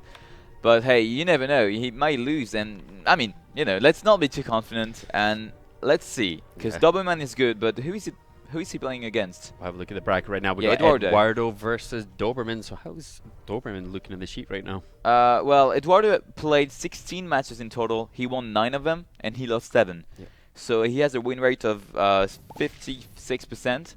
Yeah, it's still quite high. Which is okay. Yep, so we're getting to the next match now. The last and potential final match. We'll have to wait and see if France are going to be able to take it, but we've got Inferno Dragon, and we have Poison Ban for both players. So again, taking Splash Yard right out of the game. Making sure there is no graveyard, really. Yeah. I know, if you do not have Poison, there's just no point in playing Graveyard whatsoever, but nice Fireball going down the right-hand lane. Taking down the Flying Machine almost instantly. So what is Eduardo playing? Is it... Looks like Expo. Is it an Expo? Is it a Graveyard? Very cycle Graveyard? Could be, but I'm definitely thinking it's Expo. Yeah, the Expo going up the left-hand lane, Valkyrie going down. Nice Balloon coming down as well. Don't think it's going to be enough for that Expo to connect to the tower. It won't, but that's very interesting. We've got the Lavaloon versus Expo. So really, for this matchup, Doberman really needs to take a tower very, very early in the game. Otherwise, it's going to be so hard for him to take a tower afterwards. Yeah. The Expo is going to pressure him, and he will not really have much to defend that Expo and to tank for that Expo. When you get the double elixir stage, Expo just performs so well, can get really fast cycles off. Telsa's, like I say, amazing in defense, so got Telsa coming out for Eduardo right now. So Lavahound coming down, got a big push coming out for Doberman. Is it going to be enough to connect to this tower? I don't think he's got his balloon in his hand right now, so let's see what he's going to push with here. Alright, Fireball here for Eduardo. Fireball going down instantly. Telsa actually going down to the Lavahound as well, so not too bad there. Although the Valkyrie is bringing back the Mega Minion. But there is a balloon, and it might connect. Probably an advantage for actually Doberman there as well, having the Mega Minion there lasting longer. The balloon actually connecting to the left-hand side. Archers aren't quite enough to take it down, and no Telsa to loot it over either, so Doberman pulling way ahead in this matchup right now. Yeah, he's looking very good. I think he's playing a Fireball though in the deck, so it might still be a bit difficult to get that left-hand side tower. Yep, I think so. But still, for now, it's okay. Well played there. Got a Fireball on top of the Telsa. Mega Minion actually finishing off the Expo as well. Really well played by Doberman there. I think Doberman needs another balloon on the tower on the left-hand side. Yeah. I think Doberman, yeah, he knows it's going to be very complicated here for to counter this Expo. He tried, I don't know if you saw this, he tried to put the Flying Machine to pre-shot the Expo. It didn't work out. Didn't work out, yeah. But that was very smart. Yeah. So we got the balloon coming down, taking down the Expo really fast on the right-hand side there. Only needs a little bit more damage on the left-hand side, but if you allow that Expo to connect to that tower, oh no! Full connection with the Expo. We do have Zap though, so we could see a Valk and a Zap coming down eventually. But Mega Minion actually finishing up the Expo quite fast there, not having to deal with anything. Yeah, that's looking good here for Doberman. Is he going to defend those archers? No, he's going to. There's 4 archers up though. Archers can do so much damage. Look at this, the balloon is going to connect. No, there's the Expo. There are the skeletons though, forcing a log. We have the balloon going in the right-hand tower as well. The Flying Machine, the Flying Machine, the Flying Machine. Yes, he's going to make it. Doberman taking the first match there, so this could be match point again. And he is offering once again 2 more match points for France right now. But now we need to make it. We need to win one of them at least, you know. We need to do something. All right, So Doberman can right make it. And I hope Doberman will make it. But he's against Eduardo. Eduardo is pretty good, so yep, really again, strong player. Let's not be too confident. Let's stay focused. We haven't won yet. We need that very last battle. It's going to be hard. So close. There's It's so much pressure now for Doberman. But he played the match very well, though. Yep. It was he was resisting to the X-Bow every single time. Yep. He had the Valkyrie, though, in the deck, so I think it was a bit easier for that version of Lava Hound to counter the X-Bow. Not over-committing as well, just getting the fireball, spell cycling down that X-Bow a lot of the time as well. And doing really well. He tried the pre-shot, you know, but it didn't work out. It didn't work out, Still, it worked for him. Take down that left-hand tower, so I don't know, Doberman, can he take it for France? He can. I am telling you, he can. For now, he is on the paper in terms of win rate. He is the best French player, so definitely he can. Yep. So we're going to see this in just a moment. We shall do. Will we have a 3-3 and a champions match after a 3-1? I don't know. Or maybe France is going to win 4-2? Still has to come back 2 games though. Doberman just looks so solid there. I just can't believe how well he dealt with that X-Bow deck. Just knew what he was doing. Yeah. Just so well played. Yeah, but we've seen this with Asvis as well. I think they're training the matchup, especially, you know, X-Bow matchups, because, you know, you very often have an X-Bow for very important games. Yeah. So you need to know how to play against X-Bow. That will really give you an advantage in those very key games, especially, you know, that kind of game where you can take the win for France. You need to win it. So we do have the log coming up the left-hand side for Doberman. So let's see what he's playing right here. Lumberjack going to the right-hand side, so it does look like a little bit of bridge spam coming out for Doberman. Don't know what Eduardo is going to. He switched away from his X-Bow deck. Maybe going with the log deck on the left-hand side. Huge push coming up left-hand side. Night Witch going down defensively, so a Golem deck looks to be coming out for Doberman right now. But the Hog not quite pulled to the tower. Not well played there with the Hog. Taking so much damage on the left-hand side. Not really able to back up his Night Witch either. So not looking good right now for Doberman. Yeah, we might be losing a 3rd match point here. He could be. I mean, Lumberjack did block that Hog from getting to that left-hand tower, so not really the best play. But Executioner coming down for Eduardo as well, so not looking good for that Golem push on the right-hand side as well. Night Witch goes behind there eventually. It's just going to be easily cleared up with this Tornado Executioner. It's going to be a bit complicated here. Guards going down, but Guards getting taken down instantly by the log. Well played for Doberman here. Very well played. Still going to take 2 hits. Oh, only one hit on the left-hand side by the Hog Rider. Loads of damage again down to the right-hand tower, so Doberman is catching up now. Lumberjack getting tornadoed to the main crown tower now. So, Mega Minion making its way forward now as well, though Guard's going to be able to just block it, I think, and get into this tower. All right. So Doberman is coming back in the game. So that might be it. You know, that might be it. He can make it, but that's still going to be very hard because Eduardo can really pressure on the left lane, on the left lane with the Hog Rider. Golem coming down the right-hand side now, trying to build up a push again. Another misplay. No, no. Why? It's Doberman. So what is this? It's so easy to do it sometimes. I think though, just having dragging your finger over slightly to the other side can cost you the whole game. Log coming down the right-hand side, still a big push, so still potentially getting that tower down, so it's not looking too bad for Doberman right now. The flying machine, the tornado blew everything back. I don't think it's going to be enough to stop this He's going to get the explosion with the Golem and the Golem Ice as well. Should be able to finish 1 HP left on the tower. Lumberjack maybe be able to finish it off, but Doberman looks like he has to spend that extra elixir. 2 elixir for 1 HP. It's going to be really hard for my right now. Is he going to be able to tornado this? He does actually manage to get the tornado off. Hog connecting to the tower for a little bit of damage, actually. It's so hard for Doberman right now, though. I think this Executioner tornado combo just dominates Golem so well. But I mean, he has got the lightning in his deck, so you never know. He might be able to just pull it off with that lightning, get that good trade off the lightning. I hope so. Yep. But I mean, you know, missing those 2 tornadoes, it's really cost him a lot. Yeah. I think if he got those 2 tornadoes off, I think he would have done a lot better in this game. So he's just making it a lot harder for himself right now to win this game. Lumberjack coming forward as well, but Lumberjack not really getting anything done. Night Witch going up preemptively defensively on the right-hand side, just in case the Hog rushes down. But we are going for potentially a 3 crown right now for Doberman. Executioner is up the left-hand side, so I don't think Edward... Oh, another Executioner coming down. Not really looking good for Doberman right now, like I say. I don't know how Doberman is going to do. He's trying, though. Nice lightning going down, hitting the Ice Golem plus the Executioner as well. Golem push here on the right-hand side. Don't think he's going to be able to... Nope, not near enough to be able to 3-crown here. We have Night Witch going left-hand side. Hog straight away down that lane. Tornado. Nice tornado, but is it going to be enough? Lumberjack going down. Yeah, I'd say nice defense there.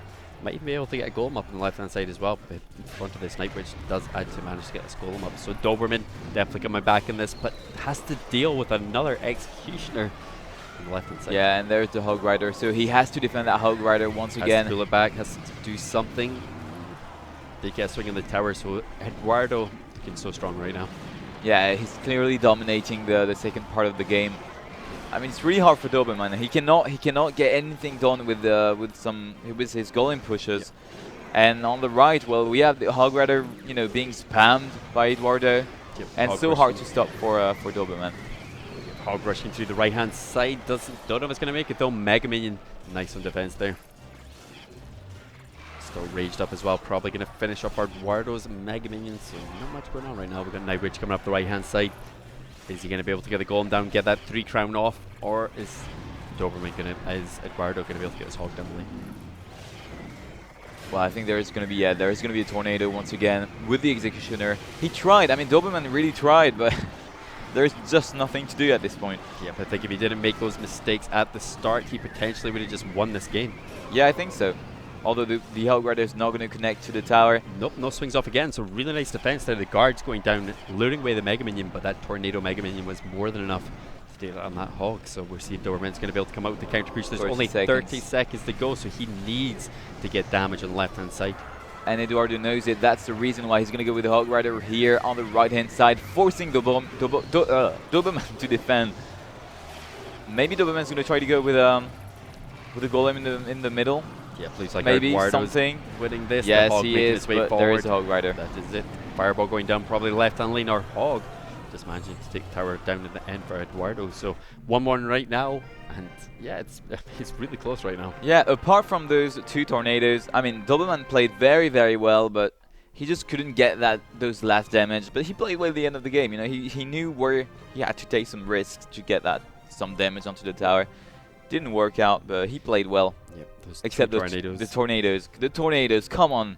You cannot do this. I think the first one, the Lumberjack, definitely, if it went down a little bit sooner, that Hog would have definitely been pulled to the tower. But the second tornado, yeah, there's no excuses. There's no excuses for that. No. I've done it so many times myself, you know, like just accidentally dragged it down just a little bit. Yeah, sure. One extra square. I understand, but when you're playing to go to Tenerife for the semi-final of the Sierra Nations Cup, you don't miss. You just don't have the right to miss. Yeah. So that's really a shame. I hope he wins. Yeah, hopefully he does. Hopefully he does. But Peru, again, might take it back in this. Peru, really strong team. And you can see there, I think that was a kind of counter deck to the Golem, though. That Executioner, the Tornado. Yeah, clearly. That was very well played really here for Eduardo. Yep. Good choice of deck. Yep, really good choice of deck. I'm quite surprised, actually, about that choice of deck. Knowing, well, I don't know, even maybe he knew that Golem was going to come out. I don't know. Does Doberman play a lot of Golem? Not that much. I mean, I don't think so. I don't think he hasn't actually played it in the whole of CR Nations, to be honest with you. Looking at his 80% win ratio, he's been playing Giants, been playing Hog, Bridge Spam, a little bit of Graveyard and Mortar as well, so no Golem in his deck whatsoever. We have seen a lot of Golems just losing, though. I haven't seen many Golem winning so far. Well, that's true. Yeah. The Golem is not very meta, let's say, right now. It's not very good, especially, I think, in competitive play where, well, the players are just so good in defense. Yeah. It's really hard to get your Golem onto the opponent's tower. Yep. So we're getting into the next game now. We've got Eduardo versus Doberman, and Inferno Dragon Poison is banned. 4th match point for France. Yeah. Please really win one of them. Yep. So we got Ice Golem coming down the right-hand side for Doberman. So might see an Expo deck Mega Minion. Not too sure why he's spamming this mode right now. Maybe he has picked a wrong deck. I don't know. What is he coming out with here? Mega Minion plus Ice Wizard? Maybe Expo? Maybe Expo. Maybe leaking Graveyard? A little bit of elixir right now, so really has to get something done here. Polar is in the back, but I mean, that's going to do nothing to this flying machine right now. Freeze coming down for Doberman, so What is this deck? I don't think. Okay, I think he didn't want to play this deck in particular. I don't know what he did, Maybe but a misclick there. Mega Minion is going down. Might be able to finish off this balloon there, but the zap just coming out there for Eduardo. So it looks like potentially. Oh, main crown tower is activated. yeah, but the pups. Look at this. Oh Not no, good for Eduardo right Doberman, now. come on! It just shows you how much pressure these players are under at this point. We had 4 match point, 4 opportunities to to win. Just one battle to win the match versus Peru, 4 times. I know it's crazy. I honestly expected France just to maybe take one of these last matches, but Peru just taking it back here in the end. Ice Golem going down there defensively for Doberman at the moment, so he should be able to clear up this push of Valk. Probably still could be alive, still has to deal with that Valk.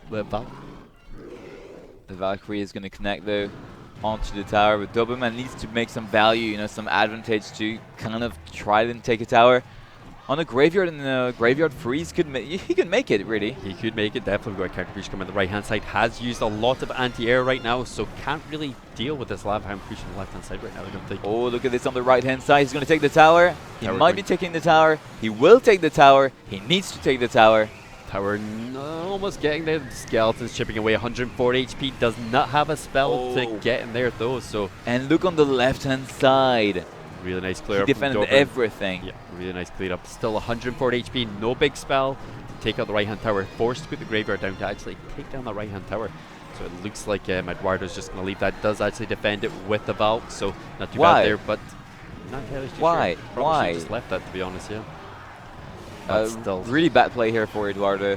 Yep, so we got a big push coming left hand side. We do have Balloon coming forward with the Lava Hound. Is Balloon going to be able to connect to the tower? Tornado pulling that flying machine forward though. So Ice Golem forced down. Way Double too Lava much Hound. Pressure here. Yep. Eduardo taking it back for Peru right now. I'm so surprised. I mean, France just looked like they were going to take it there, but just a few misplays. I'd say could cost you this entire game. Why? 4 times. I cannot believe it, really. I cannot believe it. And we're going to have a champions match now. I mean, Doberman has been looking so strong throughout the whole of CR Nations, and just a couple misplays there. Yeah. Like I say, just cost you game. Like I say, so much pressure right now. It's just that you can see it there. I think you can just see it there. Yeah. I wonder who they're going to pick for the last match. Do you think Azilis? Azilis, yeah, I think Azilis, because I think he's the one who's the most used to having pressure and playing tournaments now. So I think Azilis is going to be like the most solid player for France to pick for this very last match. So I think he's going to be, and he's also the only one who won 2-0 in this entire match. So I think Azilis would be a great pick here for France. A really strong player. Azilis has actually pulled it back. I think he pulled it back in the last matchup as well, didn't he? He pulled off with that Smash deck. I think I don't remember. Yep. Oh yeah, you the mean last against, matchup? Okay, against Argentina. Yes, against Argentina. Yeah, he played the champions match against Argentina, and he was so strong. It was 1-1. And he played so well the last matchup. It was Splash Yard versus Expo. He pre-shot the Expo like 4 times in the game.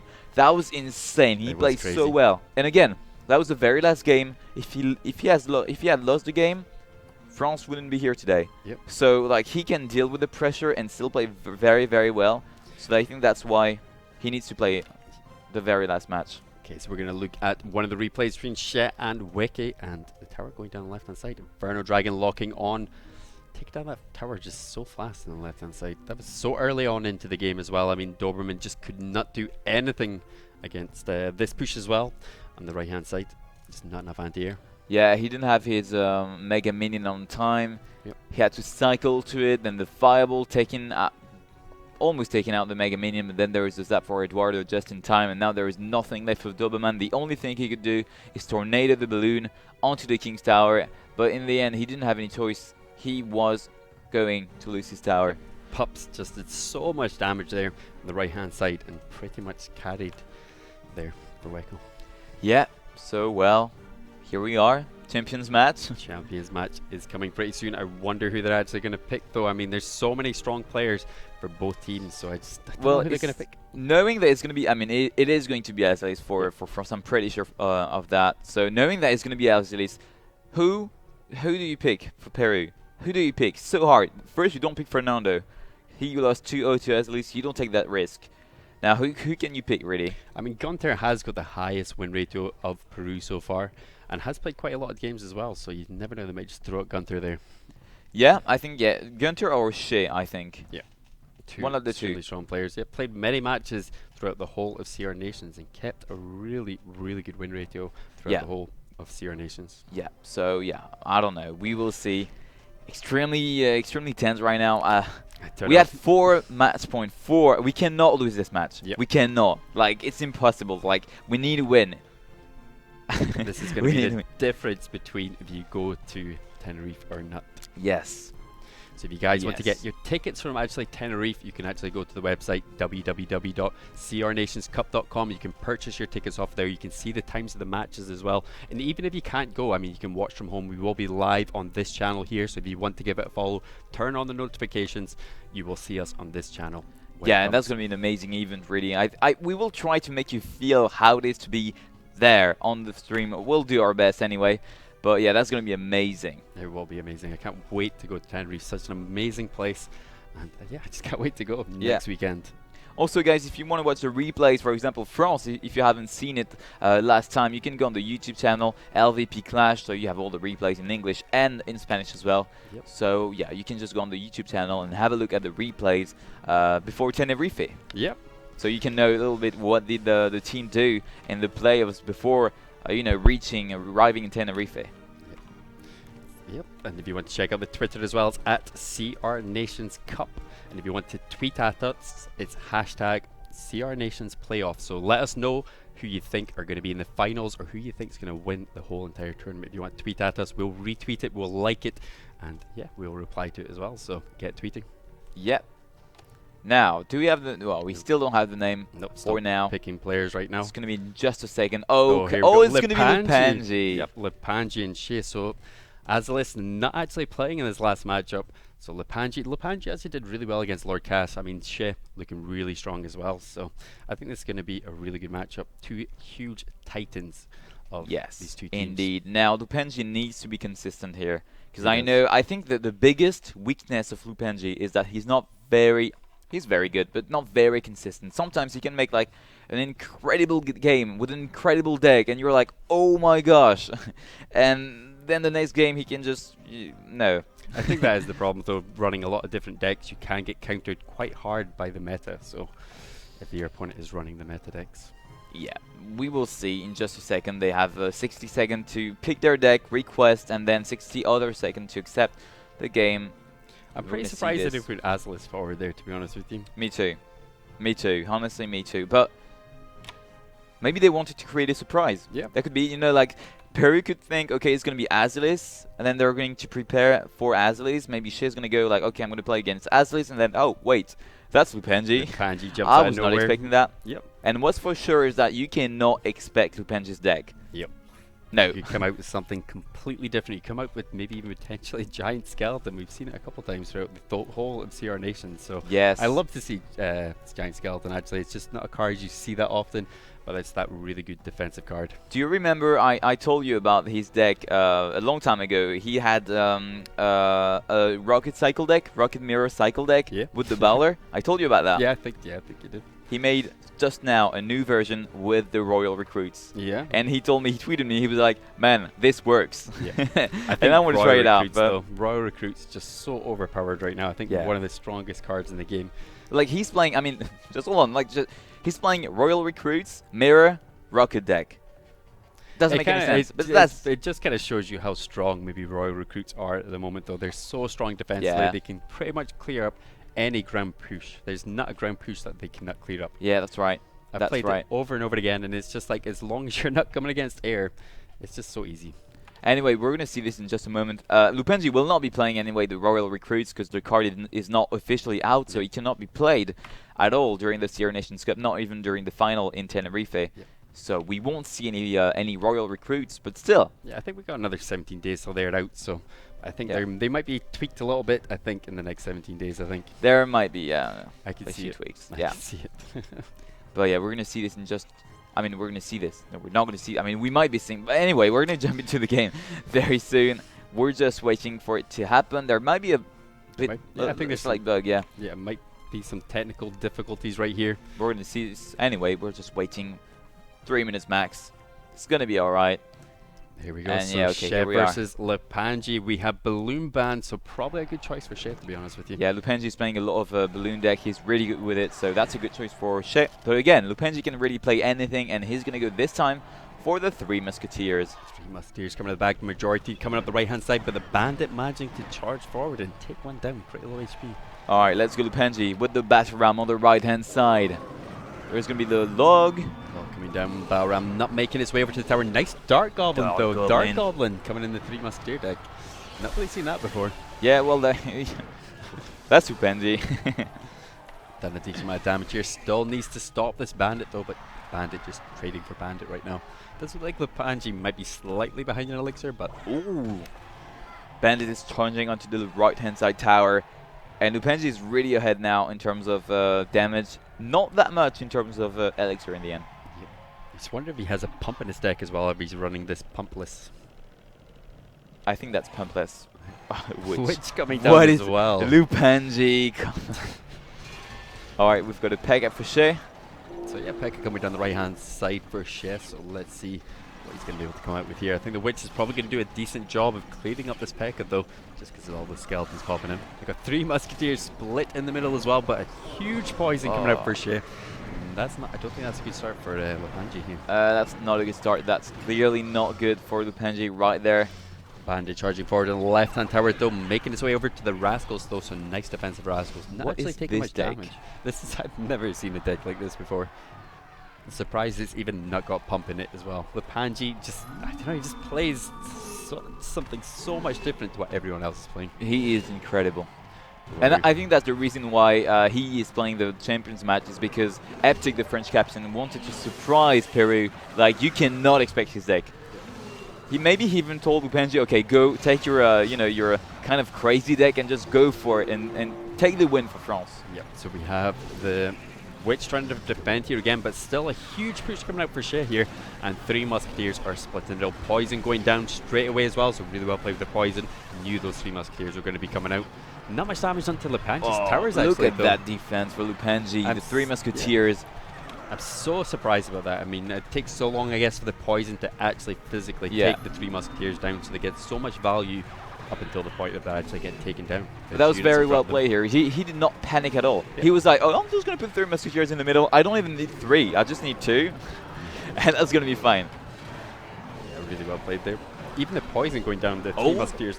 Look at that Dark Goblin getting a few hits on the left-hand side. The poison did not finish it off. So Lepanji still slightly ahead in tower damage on the left-hand side, but not that much in it right now. It's only around about 200 tower damage in this right now. And yeah, so Bandit coming down the right-hand side into the Witch. We do have a push coming up left-hand lane. This looks like a huge push from Lepanji right now. And look at the right-hand side with the Bandit.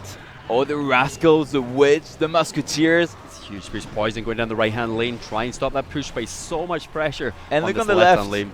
Yep, left-hand lane. Bandit charging forward. Not going to be enough. Two Musketeers still up there, locking on top of the tower. Royal Ghost going down, but again, I don't think it's going to be enough. Oh, it is enough to stop this push. Lepanji going ahead in tower damage considerably now. Alright, Three Musketeers in the back once again. Lupenji knows he can take some damage on the left-hand side. It's gonna be alright. Got the poison going down on top of the Three Musketeers. Won't quite finish them off, so still needs to log them in the left-hand side. And Bandit going down. The Bandit's gonna the Bandit is charging on the tower. The Miner is way too late here for Shea.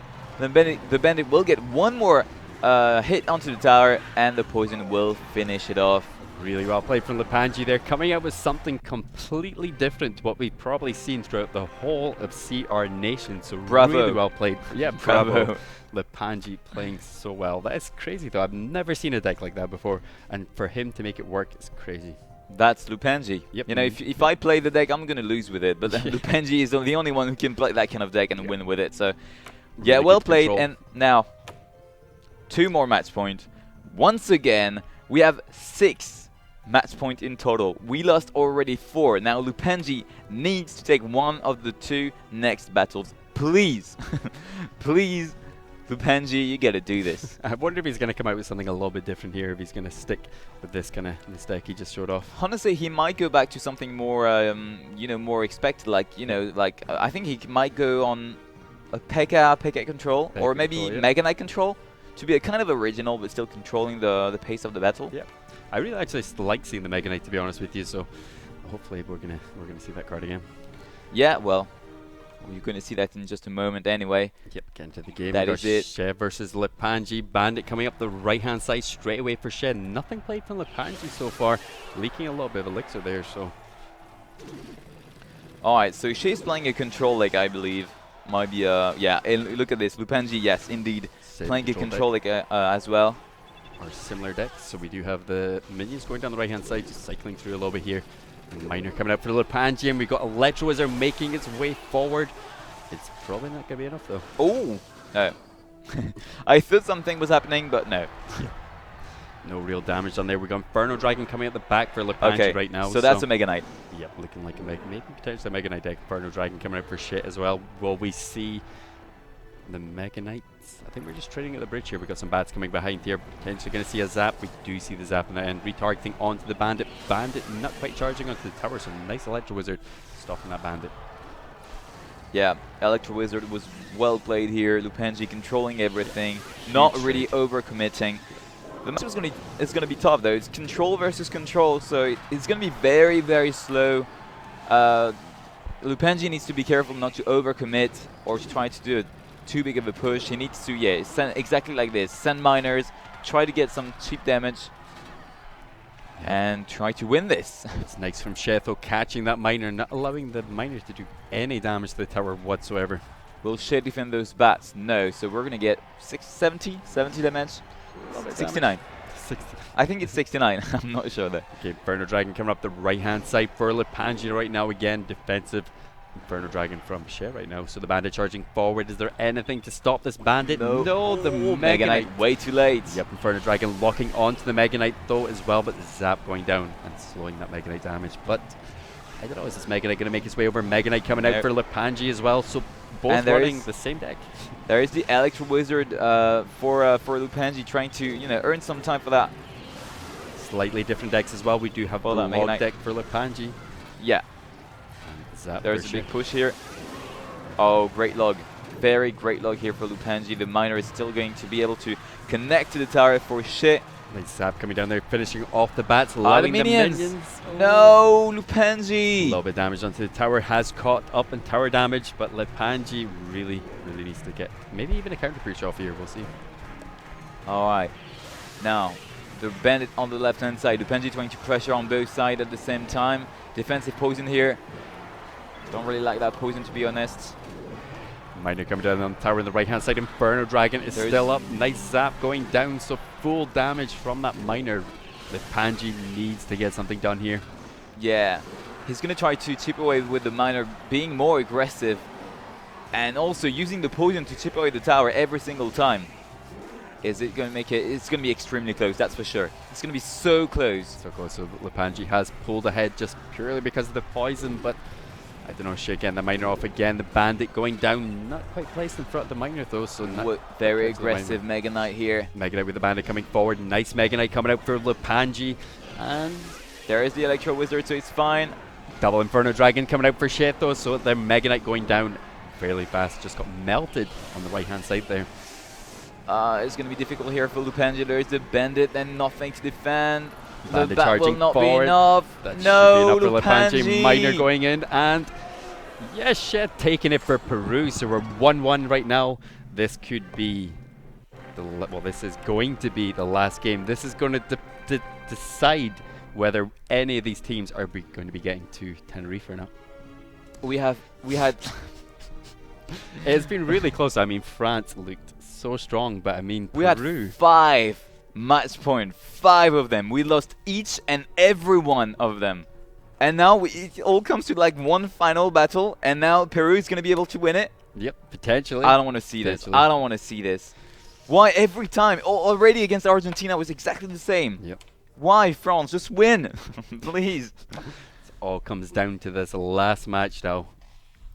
Is it going to happen? Please, okay, let's go into the battle right now. I cannot wait. I'm like shaking. I want France to win. They played so well. They were dominating, leading all the way throughout the whole tournament. That was 3-1, I think, wasn't it, for France? Yes. 3-1. 3-1. Right, we've never seen this. We've never seen a country. I mean, only once a country coming back. So if Peru wins now, it will be the second time of the overall tournament. So we do have Logbait actually coming out for Lepanji. An Electro Wizard going down, actually managing to clear that up. So really well played with his Electro Wizard, getting all the goblins there. Please, Lepanji, do not tell me you're playing the Miner and Snowball version. Please, Lepanji. A little bit of chip damage getting done to the left-hand side by Lepanji, so pulling a little bit ahead, but let's see.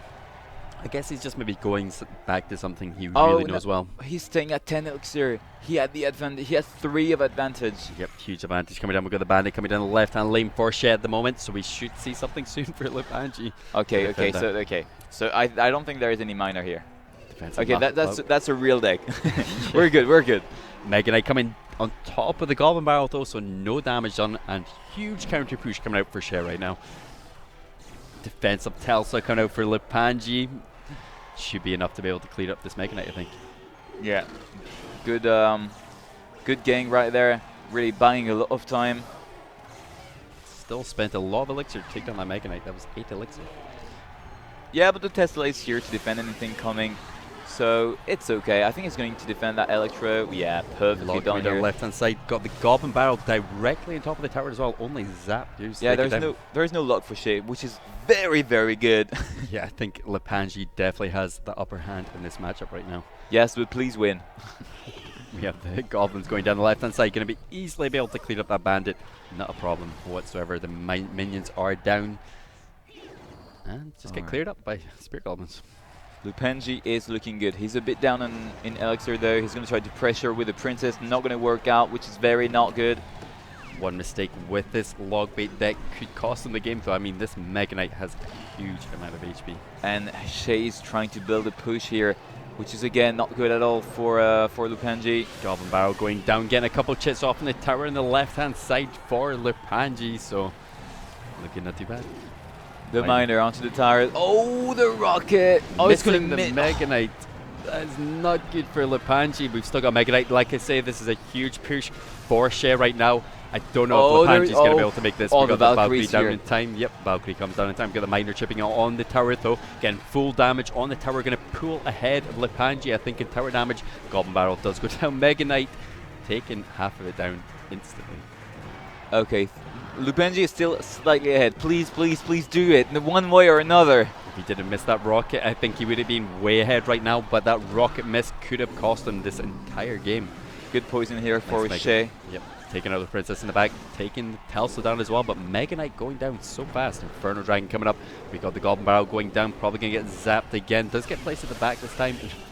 That was a zap plus an Electro Wizard. Down that Goblin Barrel just to make sure just to make sure no damage whatsoever gets done in the tower. That's kind of expensive though, so that's really good for Lepanji. 6 elixir for 3, not the best trade there. We got the Telsa defending and Princess going up the right hand lane, so not really doing anything to that Princess right now. Can't really do much to the Princess. Goblin Barrel going down, getting a little bit more chip damage on the tower, but still huge counter push coming out here. Rocket going down actually hits this time, so really nice rocket coming down there. We got the Valkyrie coming up. And Miner going down, chipping away at the tower again. So it looks like Shet is pulling ahead right now. And tower damage, Lepanji just not looking good. Lepanji makes something happen. Inferno Dragon in the back for Shay. Ice Spirit on the left for Shay. Tesla defensively here. Lepanji needs to get a massive push. Bandit charging on the tower. Does actually put the goblins down. Yeah, it's alright. He's going to eat the damage. And Lepanji's going to try to pressure on the right-hand side. Opposite lane, Yep, opposite lane actually does take a little bit of damage there, but more damage getting done to the left-hand side. Yes. Miner getting caught there, so nice places with the Miner, only getting poison damage on the left-hand tower. Electro Wizard chipping away the right-hand tower though, but it looks like Shet is so ahead right now. Yeah, look on the left. There's a big push on the right-hand side. Mega Knight coming down. It's not going to be... Oh, it is going to be enough. Well played. Like Lupanji still, I think he made a lot of value because on the left-hand side, Shea spent a lot of elixir to defend that. Still has to defend this Mega Knight though, and the minions as well. He defended now. Miner coming down left hand side. Oh, really, the Tesla! That's a really well played stealth, so they're stopping the Miner. Still not the best elixir trade, but still got it up defensively there. So we've got Log coming down the right hand side. Is it going to be enough to take this down? Mega Knight going down. Oh, the Princess, the Princess! Nice Ice Spirit coming down. We've got the Princess coming down the right hand side. We still got the Rocket from Lepanji as well, so just a little bit more damage to that tower. And he could potentially take this. Mega Knight. Is there anything to... So okay, there's the Valkyrie. We've got the Princess coming down. We've got the Goblins coming up as well. Bandit charging forward onto the tower, but Miner coming in again. Nothing to catch the Miner this time. Poison going down, and it looks so close. This is so close. Tiny bit more damage. I think one more Poison, one more Rocket and Log to take out that left-hand tower. Oh, there was nothing for the barrel. Rocket coming. The Rocket's going to do it. Oh! Lepanji taking the game for France. So close. 154 HP left on the left-hand tower, and France taking it. So we're going to see France in Tenerife. Okay, let me... 1 minute. that was so close. That was so close. That was the closest game we've seen. I thought, honestly, I was like, France is going to lose. Yep. I was like, we cannot come back from that. I was like, yeah, one poison and that's it. Then I see there is nothing for the barrel. Yep. Then the tower going under 430 HP. And I honestly thought that last Miner poison was going to take it, but yes, same. That was close. That was so close. Really well played by Lepanji there. Really well played. Why? Really well it's played. The second time. It's the second time this happens. We win at the very last game. So we're going to see France versus Venezuela in Tenerife, and yeah, we've got some more games coming up tonight, so this is going to be the last game in Barcelona. So we have El Salvador versus Italy, and that's going to be in how long? I think it's not too far away. Now pretty much in the next 4 minutes we're going to be starting with the next game. So, and this is what the bracket's looking like at the moment. So France versus Venezuela, and whoever wins between Italy and El Salvador will come against China. All right, thank you guys for watching. We will see you in just 3 minutes for the next match. Thanks thank for you. watching.